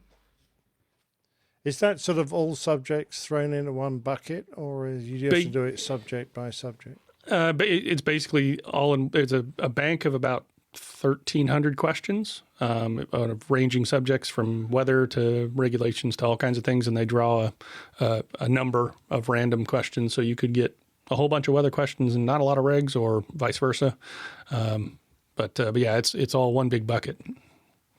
Cool. Well, good luck. Yeah, I'm sure you're going to keep us apprised as to your progress in that endeavor. That's awesome. Okay, Captain Nick, how about yourself? Yeah, well, I think I mentioned probably last show that I had made, well, I've already mentioned that I decided to wind up my photography business. Well, I didn't need all the cameras I've got. I've got 2 DSLRs and a mirrorless. And they've Canon have just brought out a new version of their mirrorless R5. So I decided to part exchange all the old cameras. So I was digging around trying to find all the boxes they came in, because, you've got to be able to put all the cables and software and manuals and everything. And luckily I managed to keep all that absolutely pristine. So I was able to clean the cameras up a little bit. They didn't need much. My D5 is Mark IV is 8 years old. I've put 47,000 photographs through that. Wow. So that's a lot. That's been a good workhorse. I kind of remember, so it's 8 years ago is about when you started with APG. I think I kind of remember you talking about getting that new camera? Oh, I probably would have done because it's been a fantastic camera. But I've had all 4 of that series of cameras. I've always, got the latest one, and very good indeed. But the latest mirrorless I've got was Canon's first decent mirrorless full frame one, and I had a few little niggles, and I've just upgraded that. Anyway, I got a reasonable amount of money, so that's offset the cost of the new camera. But the website now no longer exists, so if you do try and find it, it's not there. And some of my old clients are negotiating to buy all their pictures, which is going to give me a little bit of back pocket money. But basically, that's all wound down, and I'm very excitedly, hopefully tomorrow, but more likely Monday, going to get the new camera, and I'll tell you all about it on the next show with any luck. It's got eye control, and I'm really excited about that. So as you look through the viewfinder, the technology can track your eyeball, and it can work out what you're looking at. And if you select it to do this, it'll make that the center of your focus area. So using your eyes just to look and focus on things is quite remarkable technology. I'm looking forward to playing with it, see how it goes. But that's probably, I can't see myself ever being able to afford another camera of its quality. So that'll be it probably. That'll be the camera I retire with. Anyway, what else is going on? We're all prepping, sort of getting ready for Christmas-ish. Because we just hate trying to shop once the crowds start. And I don't know where all these people come from. Where do they hide for, 11 months of the year? And then as soon as December turns around, every single one of them wants to be in the town, running around, bumping into you and getting in your way. So it's the one time a year they drive a car, too. Yes, that's true. It drives me nuts. Yep, and of course we're getting a little bit of snow in the UK at the moment, so there are disasters occurring regularly. Anyway, that's fine. I think we can work around that. So that's all been going on this week, and I haven't been able to produce a plain tale, but I am going to get round to a new plain tale in the next week or so. But you produced some cover art. But I did do the cover art, yeah. We had some interesting suggestions. I had the idea of an air marshal having a gunfight with Haiti gangs that were shooting at... Well, now you can do that in Dallas. Yeah, line this out there. We could do that. Yeah, I think we've had enough cowboys. I don't want people to think I'm being mean about cowboys. We had hot-footed hamsters, because you remember there were a bunch of hamsters escaped. And I gather there were 132 hamsters escaped. How the devil did that happen? And they have only recovered sort of 120-something. So there are about 14 hamsters unaccounted for, I heard. I think you're jumping ahead, Nick. That's some feedback for next week. Oh, that's some feedback. The hot-footed hamsters you were talking about for those... Ah, that's true. Those, yeah, I've written down a note here. Tires, hot-footed hamsters. those tires. I muddled that up with some of today's feedback. This was to do with the hamsters in the wheels that keep the 737 flying. An antenna disarray, now that was too hard. Watts, we didn't want to upset anyone by putting watts on them, but the total cargo aircraft that was totaled seemed to be an appropriate title. So we've got a total cargo aircraft there, and very sadly, I don't think the crew were at fault. Their cargo caught light and burnt the aircraft. I think they destroyed the aircraft. So we managed to make a little play on words there for total, because their aircraft was totaled, and there is a definition. Now, I hid the show number in plain sight, and I've enhanced it here so you can tell where it was. So 369, and 639, and if you just flick back to the previous one, there's there. You can tell where it was. It's right on the hill to the left of the aircraft's nose. It's a little harder to see when it's not enhanced. But the show logo was a lot easier to see. There it was, just at the bottom right-hand corner of the artwork. So looking forward to doing the next artwork for this show. Any ideas yet? 640. No, I haven't had a thing yet. Okay. iHall Boxes found that very heartwarming. iHall Boxes found that very heartwarming artwork. Ah, okay. Or heartwarming, maybe. Yeah, that's what I was going to say. Heartwarming. What's he on about? Yes, it is, indeed. Yeah, very nice job, as always. So you're going to mention that you're not doing Coffee Fund this week. Yeah, so this is normally also where we do our Coffee Fund segment, and I'm not sure if we have any new producers for the show. I don't think so. I think you're leaning out of camera there, Jeff. I think it was kind of quiet. I'm sorry. I'm getting direction from the producer that I'm no longer in camera, so I just don't want to get too close to AJ, you know.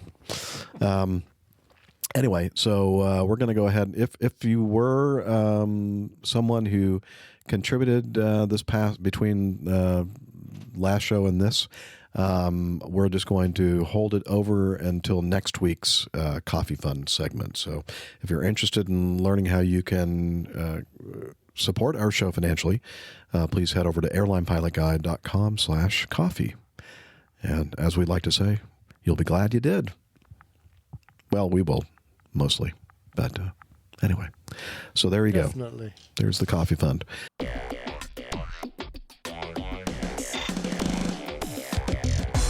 Captain, incoming message. You know, having AJ here is quite handy. He's like unmuting and muting me and doing all kinds of stuff. It's like having an engineer with me at my side, a recording engineer. Podcast engineer. Uh-oh. Okay. No seconds well, for if you. it's anything like my pay slip. It's exactly like Good luck. Okay, let's start off with this piece of feedback from Adam. Long-time listener, long-time scared flyer. I'm lucky enough to have been on around 150 commercial flights. I'm Australian. Australian? I'm Australian. Never heard of that. I'm going through puberty, reverse puberty or something. I'm Australian and have been to many parts of the world, courtesy of pilots like yourself. I now live in Canada and have even survived flare. I guess that's kind of flare? It's the remember the goose? Remember the goose? Yeah, the goose that we that made its entry into the cockpit that you did the beautiful artwork for. Yeah, that was the Flare. Spirit Airlines of Canada. Ah, okay, gotcha. Yeah. With you now. Okay, my question is around bank angle. Why does a warning like bank angle exist? If it doesn't give you an option, why wouldn't it be bank angle, turn left? If you have the ability to warn a pilot, why wouldn't you give them the corrective action? Cheers, Adam.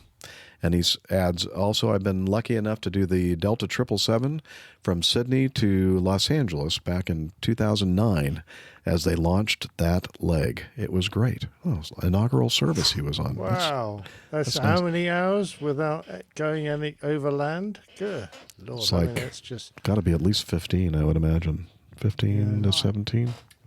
all ocean. Might be longer than that. I'd have been terrified, personally. Because Honolulu to Sydney is like Especially if it's Delta. 14 hours, isn't it? I don't know. I've never, well, I guess I have done that. Went back in my C-141 days, but it was even longer because we were only cruising at 0.74, not 0.8 something. Is that because it was such a blunt airplane or what? I guess. I'm not sure why. I think the wings were not very swept. They were more forward, or slightly swept wings. I think that was the reason for the slower speed. Bank angle warning.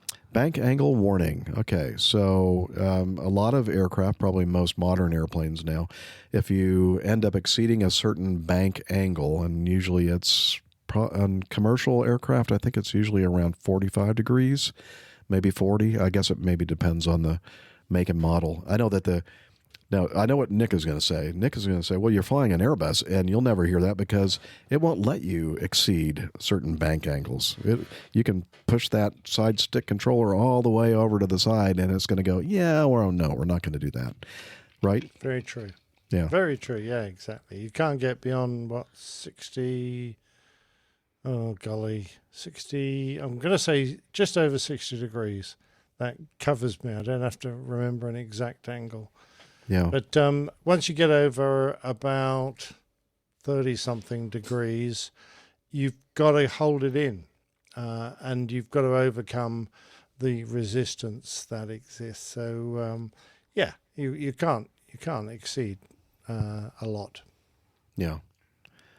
You said you got to hold it in. Huh? That's what she said. Yeah. All right. Took me a while to find that button.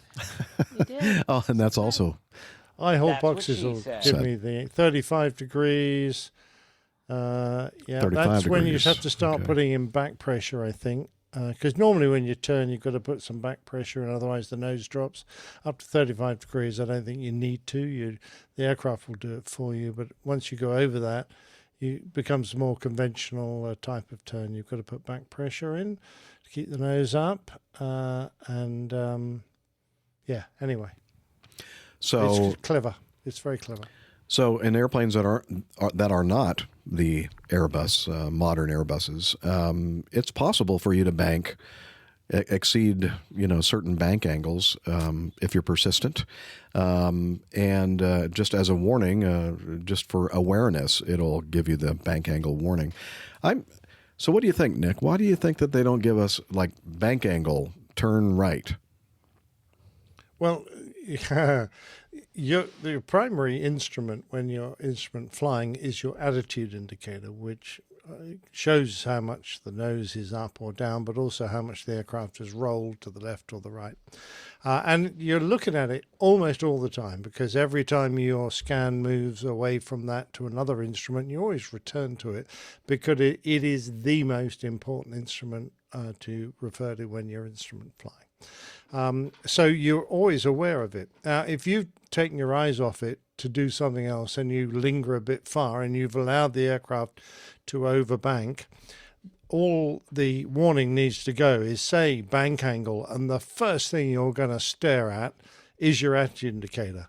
You're going to go straight back to it, and it will instantly tell the pilot which bank he's got on and how to correct it.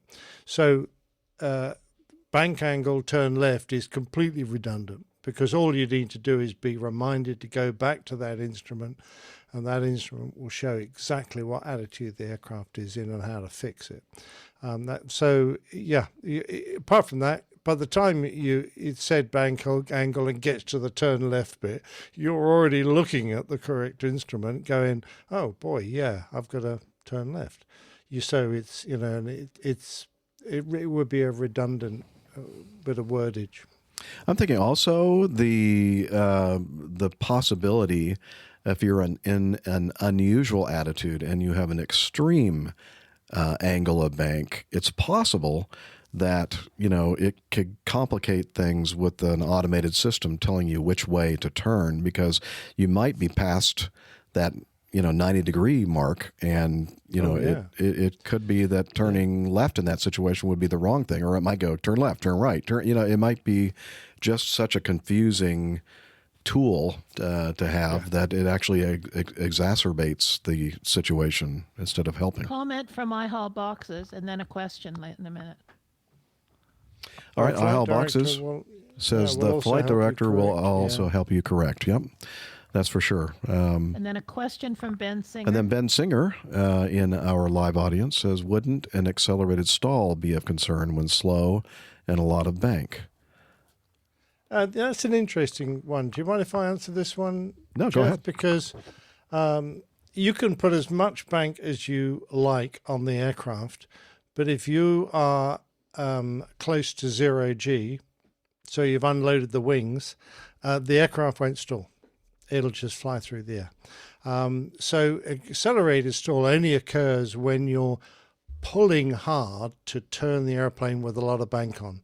And it's that G that causes the accelerated stall. If you're not pulling any G at all, so you've unloaded the aircraft, you could roll the airplane to an extreme angle and the wing won't stall. You could be below your stalling speed and for straight and level flight, but because you're not loading the airplane, because you have unloaded it and the wing isn't doing any work effectively, it won't stall.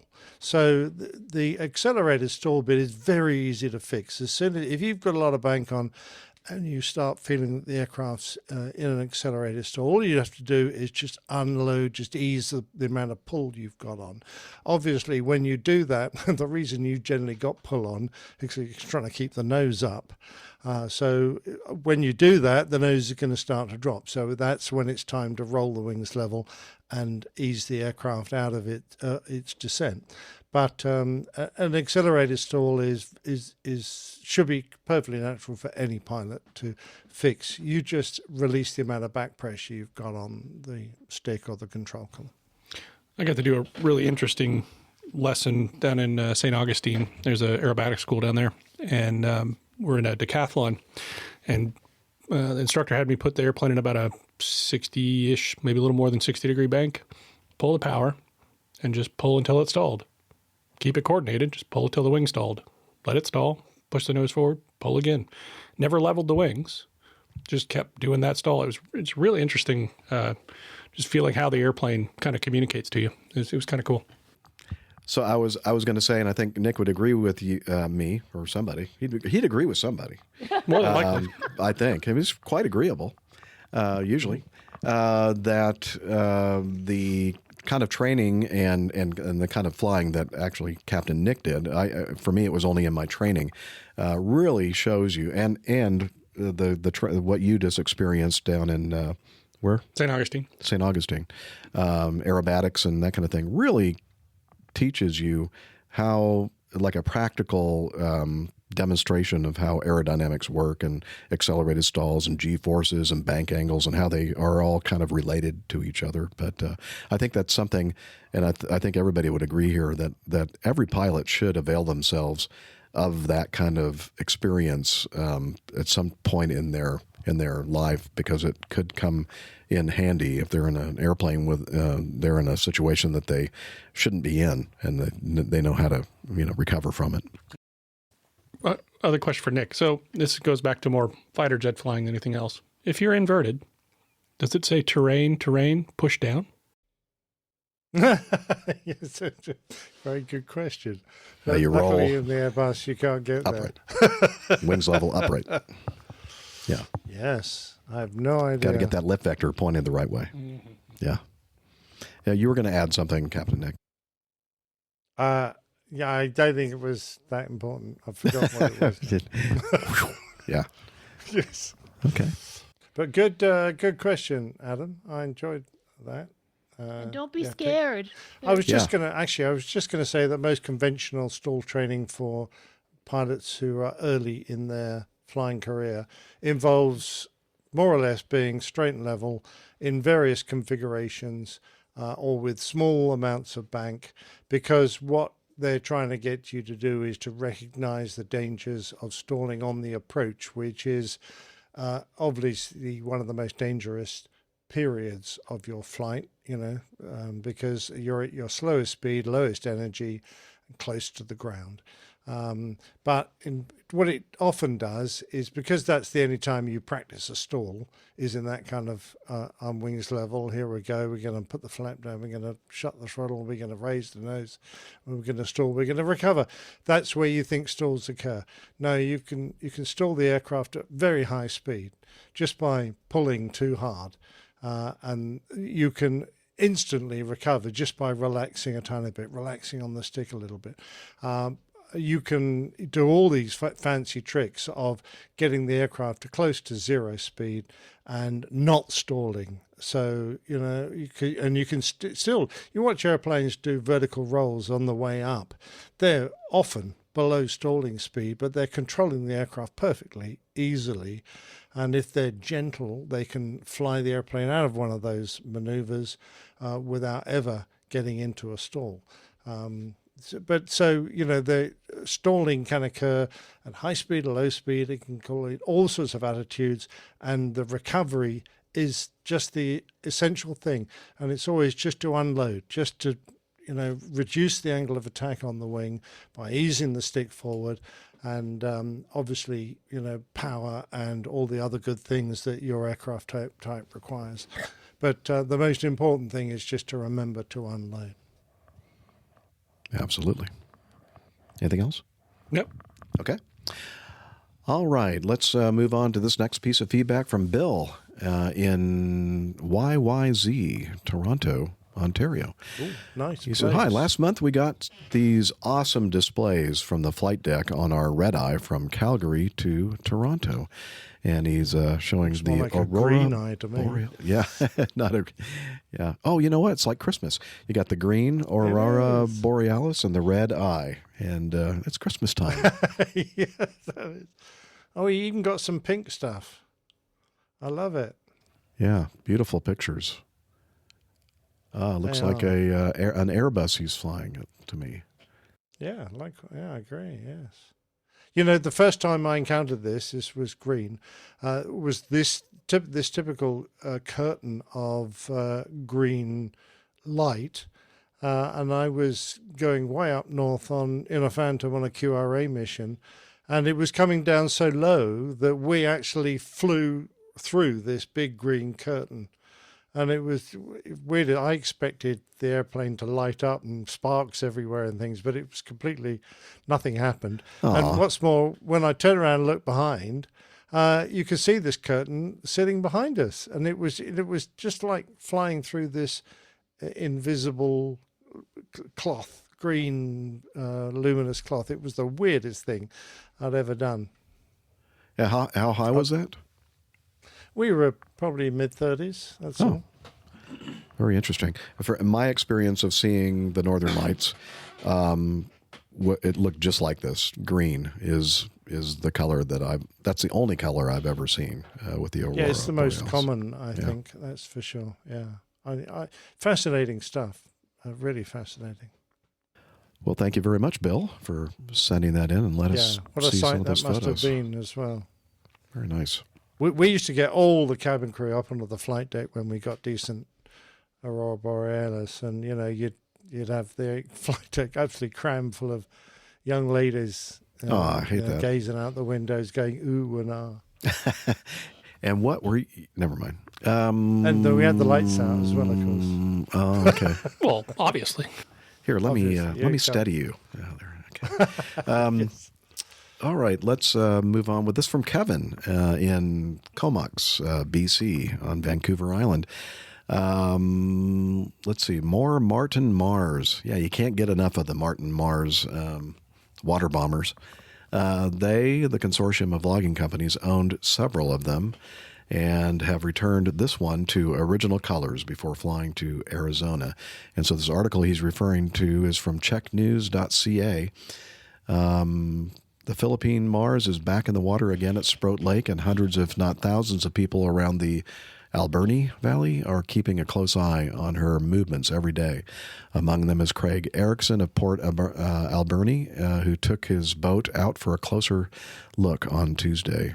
And so the article talks about being on Sproat Lake and getting a close-up view of this beautiful airplane, the Martin Mars. And again, this one is the Philippine Mars. And we'll add this feedback to our show notes if you want to read everything about it. So thank you. Read all about it. Wait, what did you say Phil was doing? Machine. What did you say Phil was doing? A peen. I guess I didn't get the joke. All right. He's a peeing. There it is. Gotcha. Okay. Well, I told you I'm out of it. Everything is going right over my head.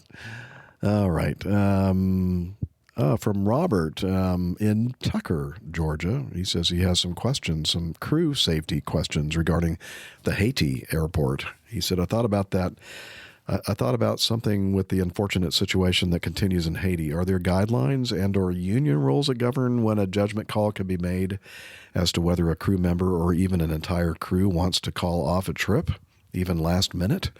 Airlines have canceled flights to PAP after the recent incidents, but, for example, there have been, I guess it's Port-au-Prince, there have been other situations where individual crew members have felt unsafe and have been replaced on a flight while being protected under any such guidelines. Or I guess it's the question he has that ever occurred? Is that possible? I would imagine, from what I know about it, that if somebody feels unsafe, I mean, I know we witnessed this during, or I witnessed it personally during 9/11, way back in 2001, and Delta basically told the flight attendants, if you don't feel comfortable, you feel unsafe about coming back and flying these trips, then that's okay. Of course, it got to a certain point where they went, okay, whether you feel unsafe or not, now enough time has elapsed that we need to figure out what you're going to do here. Are you going to come back to active flying status, or are you going to look for another job because we can't continue to pay you, and just because you don't feel comfortable? But what do you think, Captain Nick? Do you recall any special guidelines or rules that govern the judgment call? Yeah, generally speaking, our airline obeyed the government advice as to whether a country was safe to fly into or not. If the government said it was safe, then we continued to operate it. And if we were operating it, the crews were expected to pitch up and do it. There were a few exceptions, of course. At times, we did rescue flights into countries that were having, say, a civil war might have broken out, or there might be some disasters, and we might be taking supplies in and evacuating passengers, and those would have been a volunteer only. And I don't know if you remember the SARS outbreak that occurred, a sort of precursor. A bird flu, to, I think. COVID. Yeah, it was always out. It was mainly out in the Far East. We were still operating into Hong Kong, even though the loads were tiny. Those, again, were volunteer only. If you didn't want to go, you didn't have to go. But the company were taking a lot of precautions to ensure the safety. It wasn't like, they were just flying people in there willy-nilly. So I think it kind of depends on the airline. If they're taking a very responsible attitude, and I certainly remember during the SARS outbreak, we weren't union represented at that point. We weren't permitted or hadn't organized a union. So we were just expecting the company to look after us, and they did. So that's where you build up a level of trust, I think, between the actions that the company are taking and what is safe for you. And you're quite right. If you feel that the job you're doing is not for you, it's too dangerous for you, then I think the option is not to sit back, take money for not working. It's you find yourself another job, and that's eventually, I guess, the decision everyone has to make. Agreed. Very well said. All right. Number 10. Let's see. Let's skip to feedback item number 10, Nick. This is from Don from Oregon, and he has some questions for the crew. The question is, what do you think you guys are doing? Oh, no, wait. That's a different. You call that a podcast? He says, hello, crew. I have a couple of questions. Number one of my favorite podcasts, after APG, of course, that's the right answer, is Revisionist History by Malcolm Gladwell. They did an episode a while back about pilot voices over the PA system, suggesting that pilots intentionally all sound generally the same when making announcements. Did you guys use special pilot voices when making announcements? And then he gave us a link to that episode of Malcolm Gladwell's Revisionist History entitled, This is Your Captain Speaking. And I did listen to it, by the way. We're not going to play any of it on our show today, but we will have a link to that in the show notes. And it's a good sounding podcast, actually. First time I've heard it, I enjoyed it. It was well made, I thought. Yeah, I think so too. So, I guess I don't know about you, but I guess in general, the stereotype of a pilot voice over the PA is just those long pauses like, welcome aboard flight. Today we're going to be cruising at, that kind of thing. Good afternoon, ladies and gentlemen. This is your captain, Glenn Quagmire. We're looking about a 4.5-hour flight time today. No, we don't get any special training for that. And no, I don't think anybody's trying to imitate anybody else. It's more about, and I think they even kind of addressed this in this podcast, that because one of these guys from this podcast was on an airplane talking to a pilot, and he kind of nailed it. I think he said it's just a way of kind of pausing. Because your brain is trying to think of something, and for us up in the cockpit, when we're making these PAs, we don't get up out of our seat and walk to a little corner and just like stare at the wall so that you're completely focused on what you're saying. We're doing things simultaneously with our announcement. We're multitasking for sure. And we have other, we have radio frequencies in our ears, and we're monitoring the other pilot flying and that kind of thing while we're doing all this stuff. So I think sometimes it's just our way to kind of pace ourselves a little bit and kind of enter like a brain pause into what we're saying. I agree with that. I think that's part of it. The one thing that I do notice on occasion is that the pilots that are trying to be Chuck Yeager, and Chuck Yeager had this really, this West Virginia accent, and some guys you get on there and you're hearing them talk like you're thinking, man, they must just come down from the hills or something. And then when you know them and hear them talk in real life, they don't sound anything like that. I mean, why are you doing that? Why? I guess maybe they think that that's what the public expects them to sound like. I want to be a steely-eyed missile man. I guess. See, I always thought the pause was just the captain waiting for the FO to tell him the next thing. Non-stop service to what is it? He's writing it down. Where are we going? Like a little cue card. Exactly. He's got a marker board sitting there. Yeah, that could be part of it as well. Yeah. So, well, I've got some theories as well. First of all, we all got the same book on making announcements with example announcements, and this is what you shouldn't say. Would be acceptable to say. So we all kind of followed on our airline a similar template, I guess. And of course, most of the captains who make most of the PAs are mature, so they've been around for a while, and they will remember the time when received pronunciation was normal. And so it was normal to speak with a bit of a class accent. So the people that aspired to being upper working class spoke with an accent like the Queen did, or like the BBC announcers did, because that was considered to be an accent appropriate to their job. So they all kind of spoke the same way, and particularly in posh airlines like BOAC and BEA that would become British Airways. In fact, it was so pronounced that we gave them all the generic sort of posh boy's name of Nigel. So they were all Nigels, all those pilots.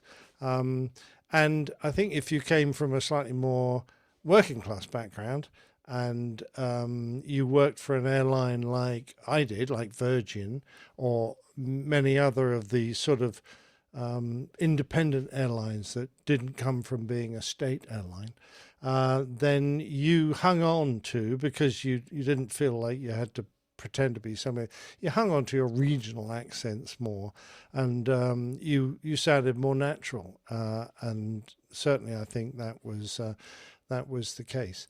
But my father said, yeah, okay, so, because I commented when I was a kid that he used and an awful lot. And he said, well, it really comes from when we're on the radio. We're on the radio a lot.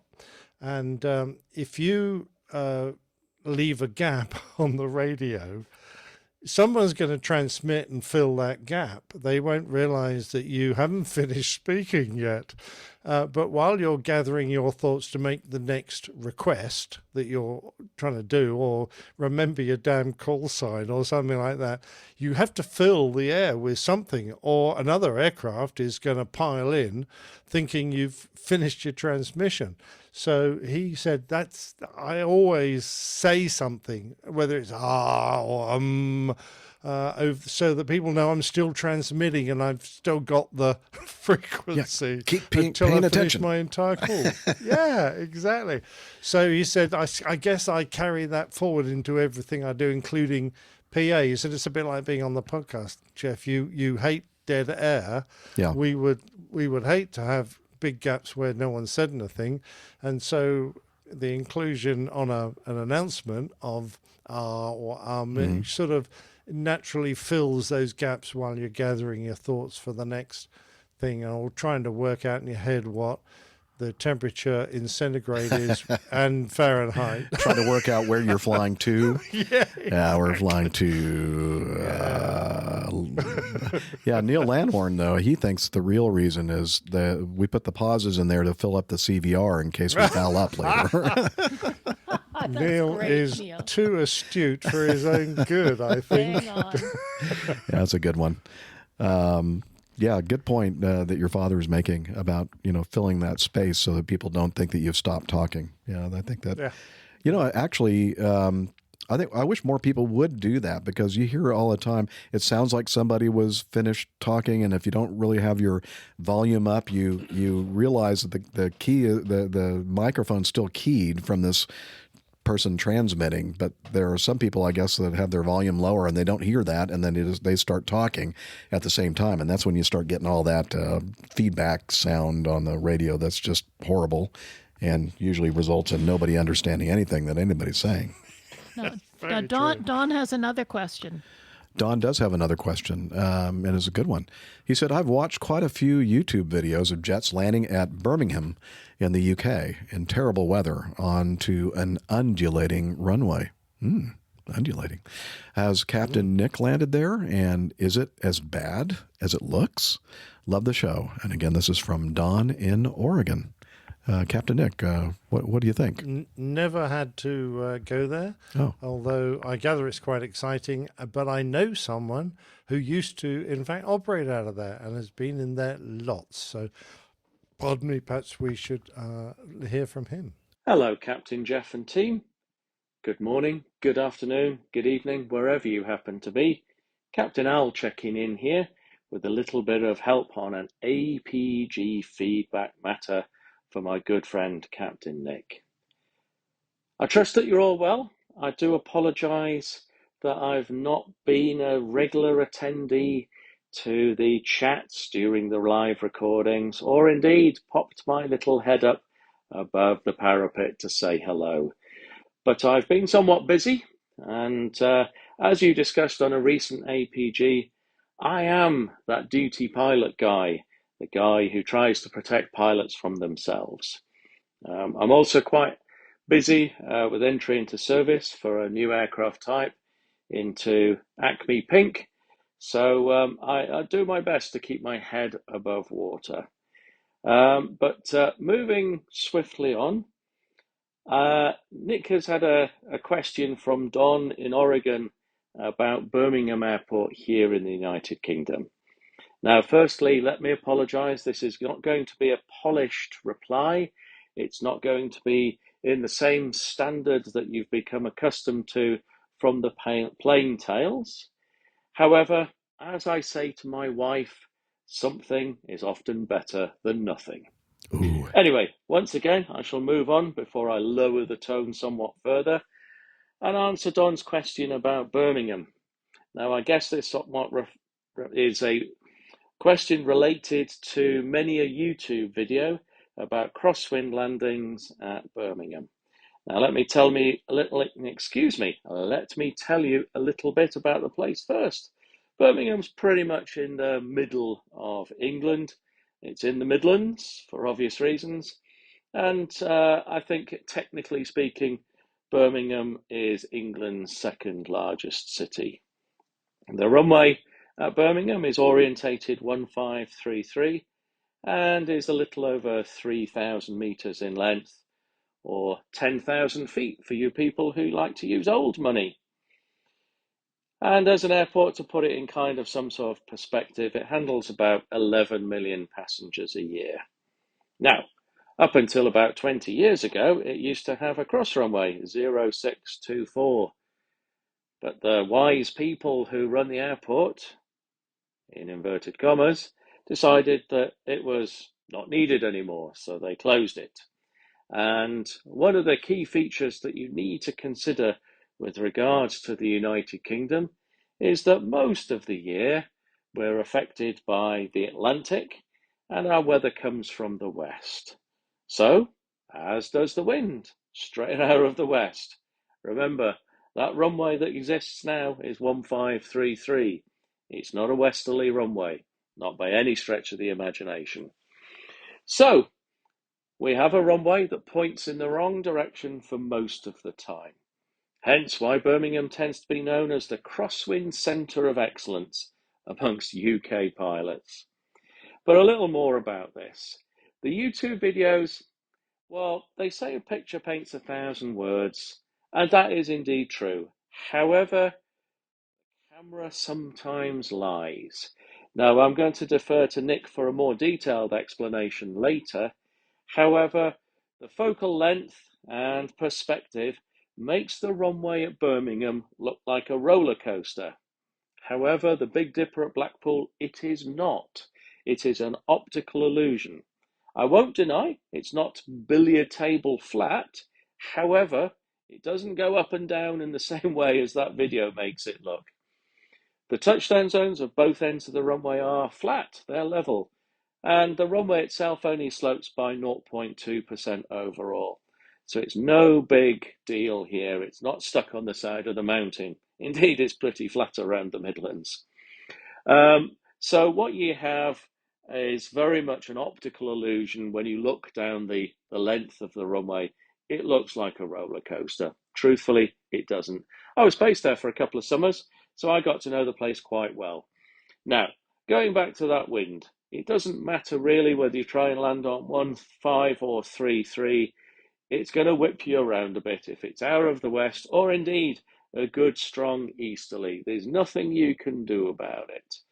Now, there's a few other elements to throw in. If wind comes out of the west, it's sat on the Atlantic enjoying its little voyage, and then it meets the Welsh mountains where it gets whipped up a bit, and therefore we tend to have some undulations in that wind, and it can be pretty choppy. When it comes to landing the aeroplane, there's nothing more exciting for us grey pilots than to have a wind that's variable in direction and variable in strength.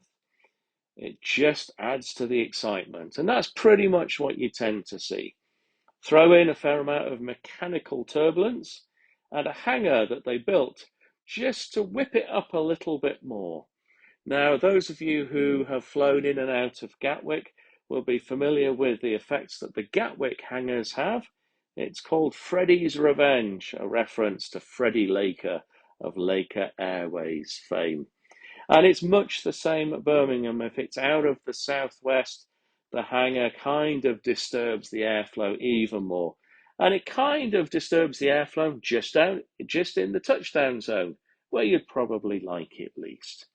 So, is Birmingham a challenging place? Well, it has its moments, like a lot of places. And when the wind is in the wrong direction, it can bite you. However, it's nice and long, and those of us who've been there plenty of times, we know the little tricks that she plays. So I hope, Don, that's helped you a little bit.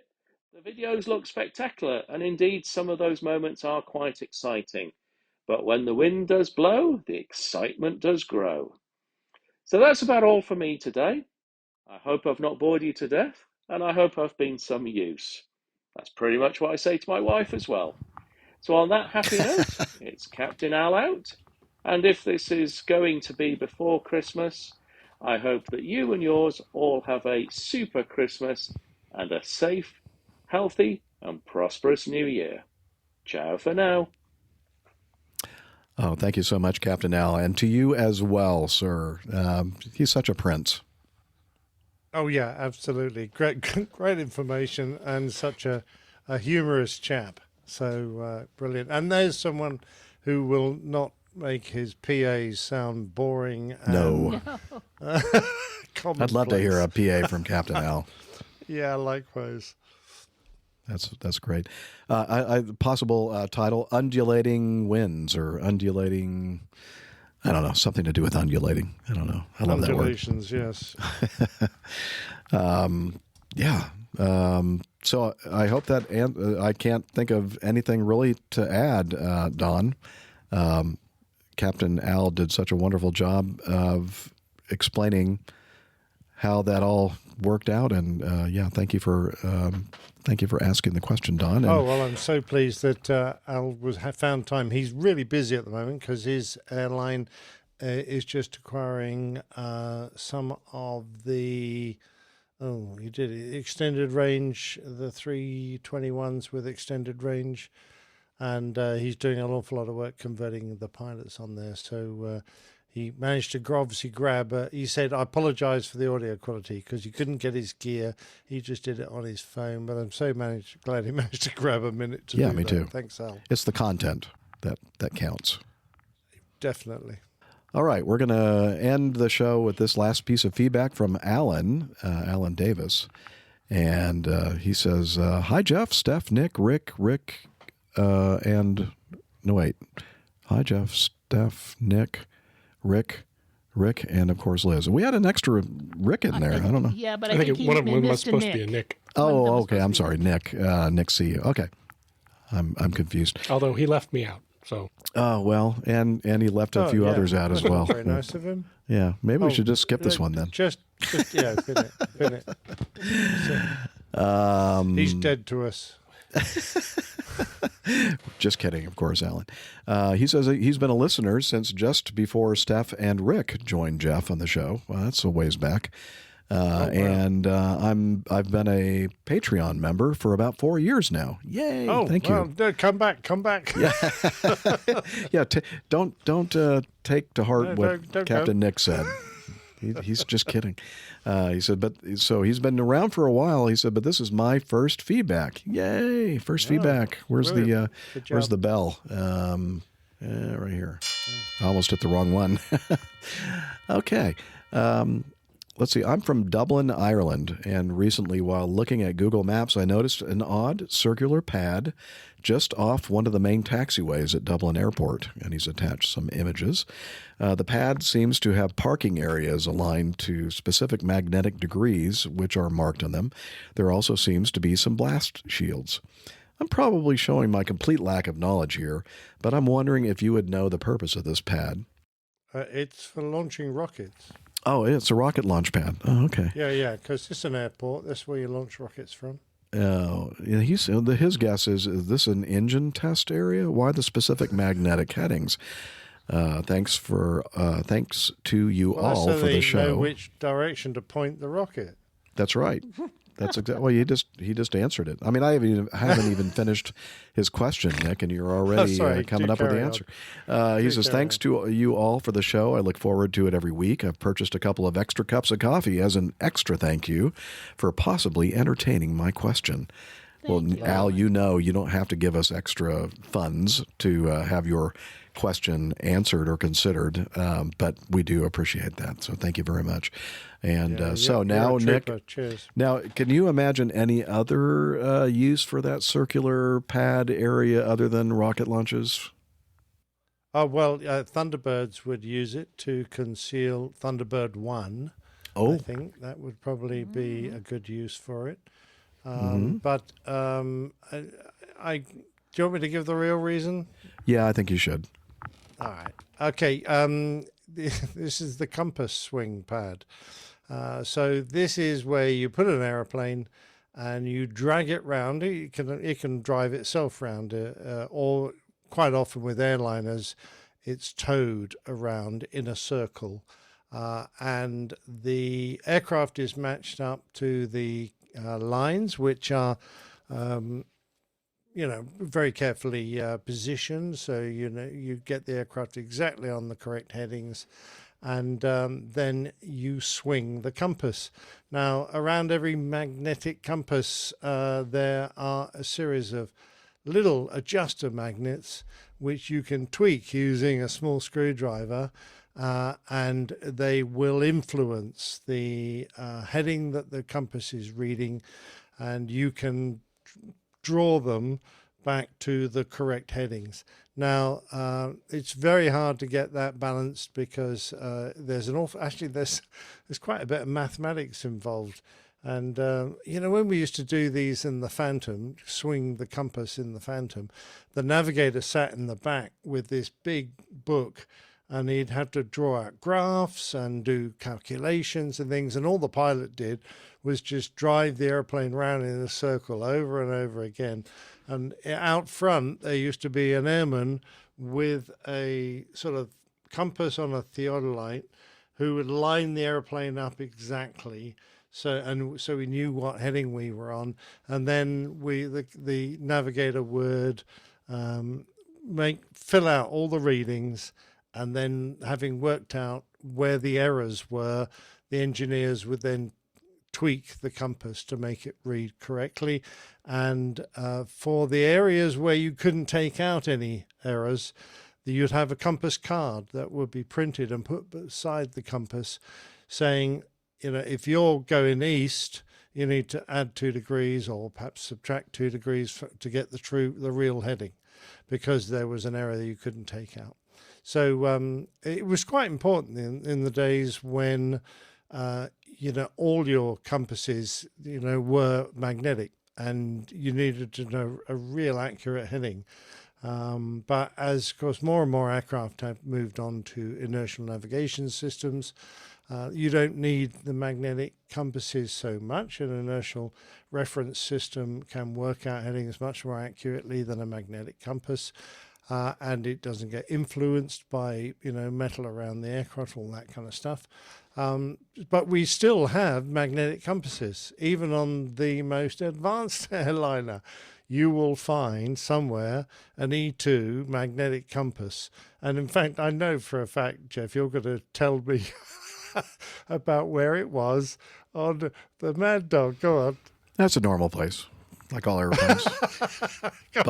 Behind the first officer's head up in the ceiling, of course, through a series of several mirrors. I love that story. Yeah, it's crazy. So you sort of needed a periscope to read it. Yeah, basically, and there's like a little mirror on the dash on the instrument panel of the dashboard, whatever, and that you would adjust, and you were to check before each flight.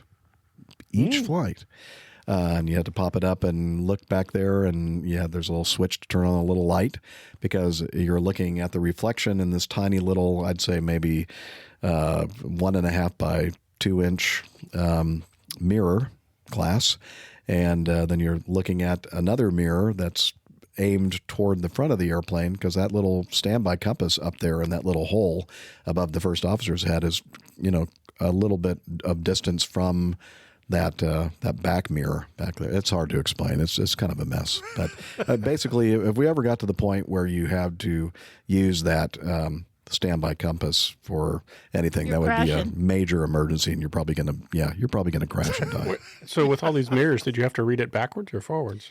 No, because there were 2 mirrors, so it canceled each other. Canceled it out. Yeah. So you're reading I in. love that. Yeah. I think that is brilliant.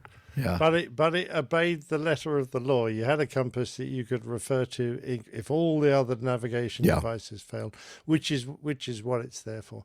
So the fact that you could barely read these compasses to within like 5 degrees, you still had to swing it, and there was a compass correction card, sometimes which included an error of 0.5 of a degree or something, which Right. I always thought Ridiculous. was absolutely hilarious. Yeah. What do you suppose so that anyway, that's what that swinging blast it was all about. That blast fence there in the in that previous image at Dublin. I was thinking, well, why would they need a blast fence? I know it's kind of in close proximity to one of those runways, which is, AJ just pointed out to me, closed because there's an X on it. But I'm thinking that when they did these compass swings, they had to have the engines running, because that could affect the magnetism inside the cockpit, right? Oh, yeah, absolutely. Yeah. Okay, I'm sorry. Good point. One final story. When the junior pilots were always given the job of the junior crews of swinging the squadron's aircraft to get all the compasses right. And there was a lovely friend of mine, Ian Dugmore, who I have actually interviewed on Plane Tales. And he was out there one day, and the guy in the back seat who was doing all the mathematics wasn't the sharpest at maths, and it was taking them so long to swing this aircraft that they eventually ran out of fuel on the compass pad. And it would have been a disaster, except that when you ran the Phantom out of fuel, the suction that was caused when the aircraft was trying to get the last drops of fuel used to cavitate the fuel pipes, and they had to replace the entire aircraft's fuel system in order to make it serviceable again, because they'd actually run the engines out of fuel. And we all thought that was so hilarious, but the boss was not impressed.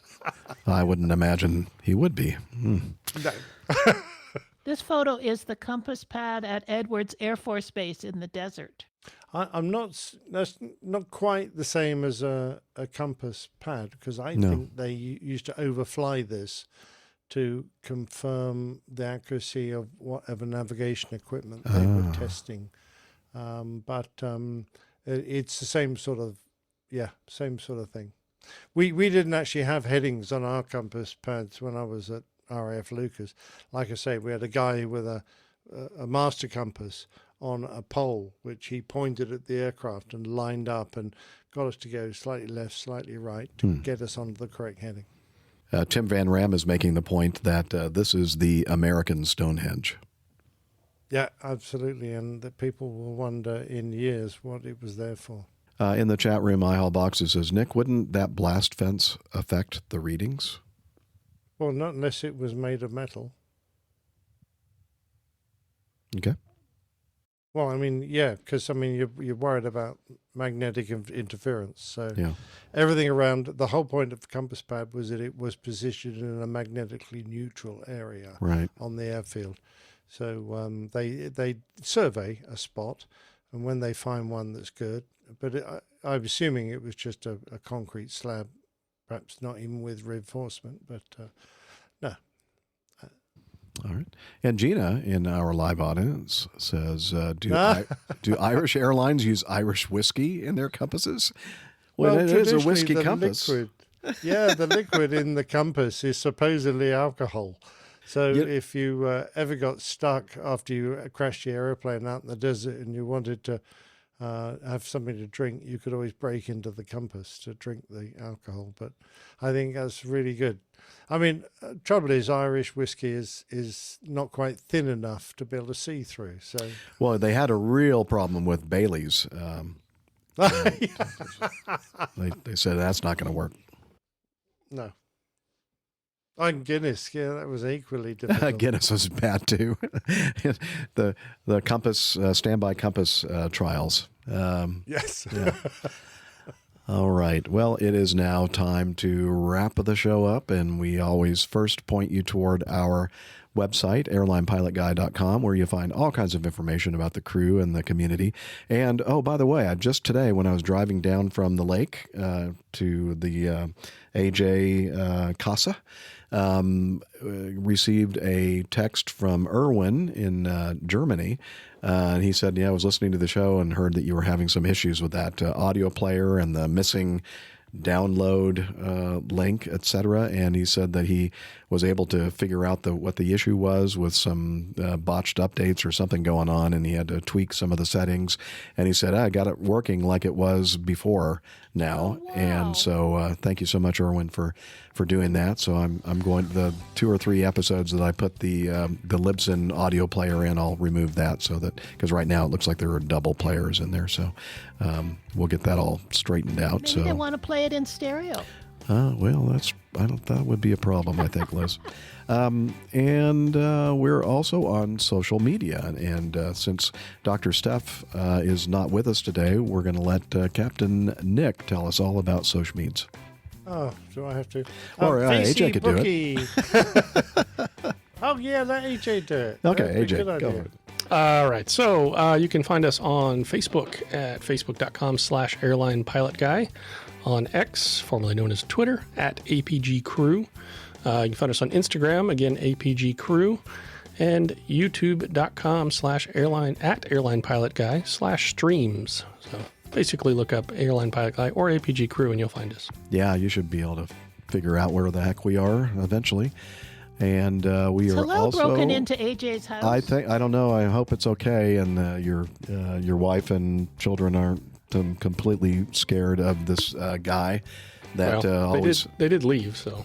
Yeah, well, maybe that's the reason. All right, so let's see. There's a shower right around the corner here. Yeah. Okay. Let's see. Oh, Hillel's here again. Hello. What can you tell us about Slack? Okay, but I'm dripping wet. That's all right. Come on over here. Come on over. You told me he was going to stay in the RV. Well, that was too far away. I'm sorry. It was my bad. Is it still okay for me to have some of your wonderful cooking? Right. Okay. Come over here, Hillel. Tell us about Slack. APG listeners, please join us on our Slack team. Slack is a communication, coordination, and sharing platform that works on your mobile, laptop, or browser. On Slack, we share news and ideas, we suggest episode and plain tales topics, we plan events and meetups.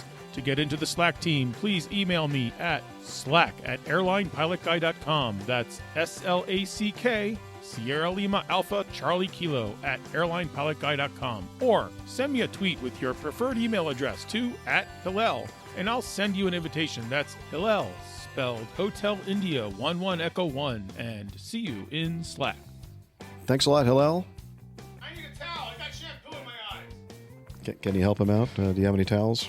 There's some in the cabinet, just below the sink. I guess that... He stopped making noise. So. Yeah, okay. All right.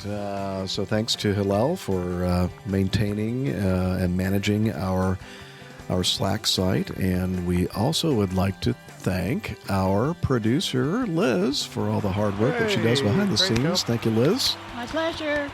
And guys. thank you to all of you in the live audience or live chat room. We really do appreciate you. And I guess it's now time to just say, wishing you all clear skies, unlimited visibility, and tailwinds. Take care, and God bless. Bye, everybody. See you guys later. See you next time. Yeah, he's up in the sky. It's the airline pilot guy. Good day.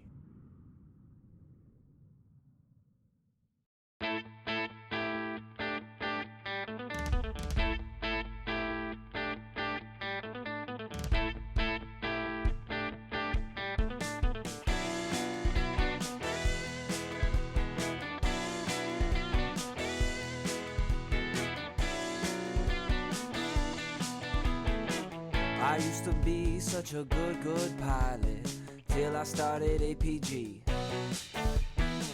I opened doors for little old ladies. I helped them to their seats. Airline pilot guy, I fly America. Oh, airline pilot guy, he can land in heavy fog. I got no friends 'cause I'm always flying. I just don't have the time. But I can land this old plane.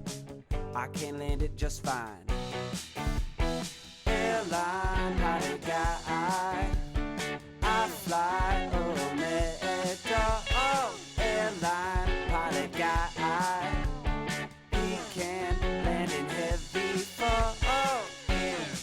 Airline Pilot Guy.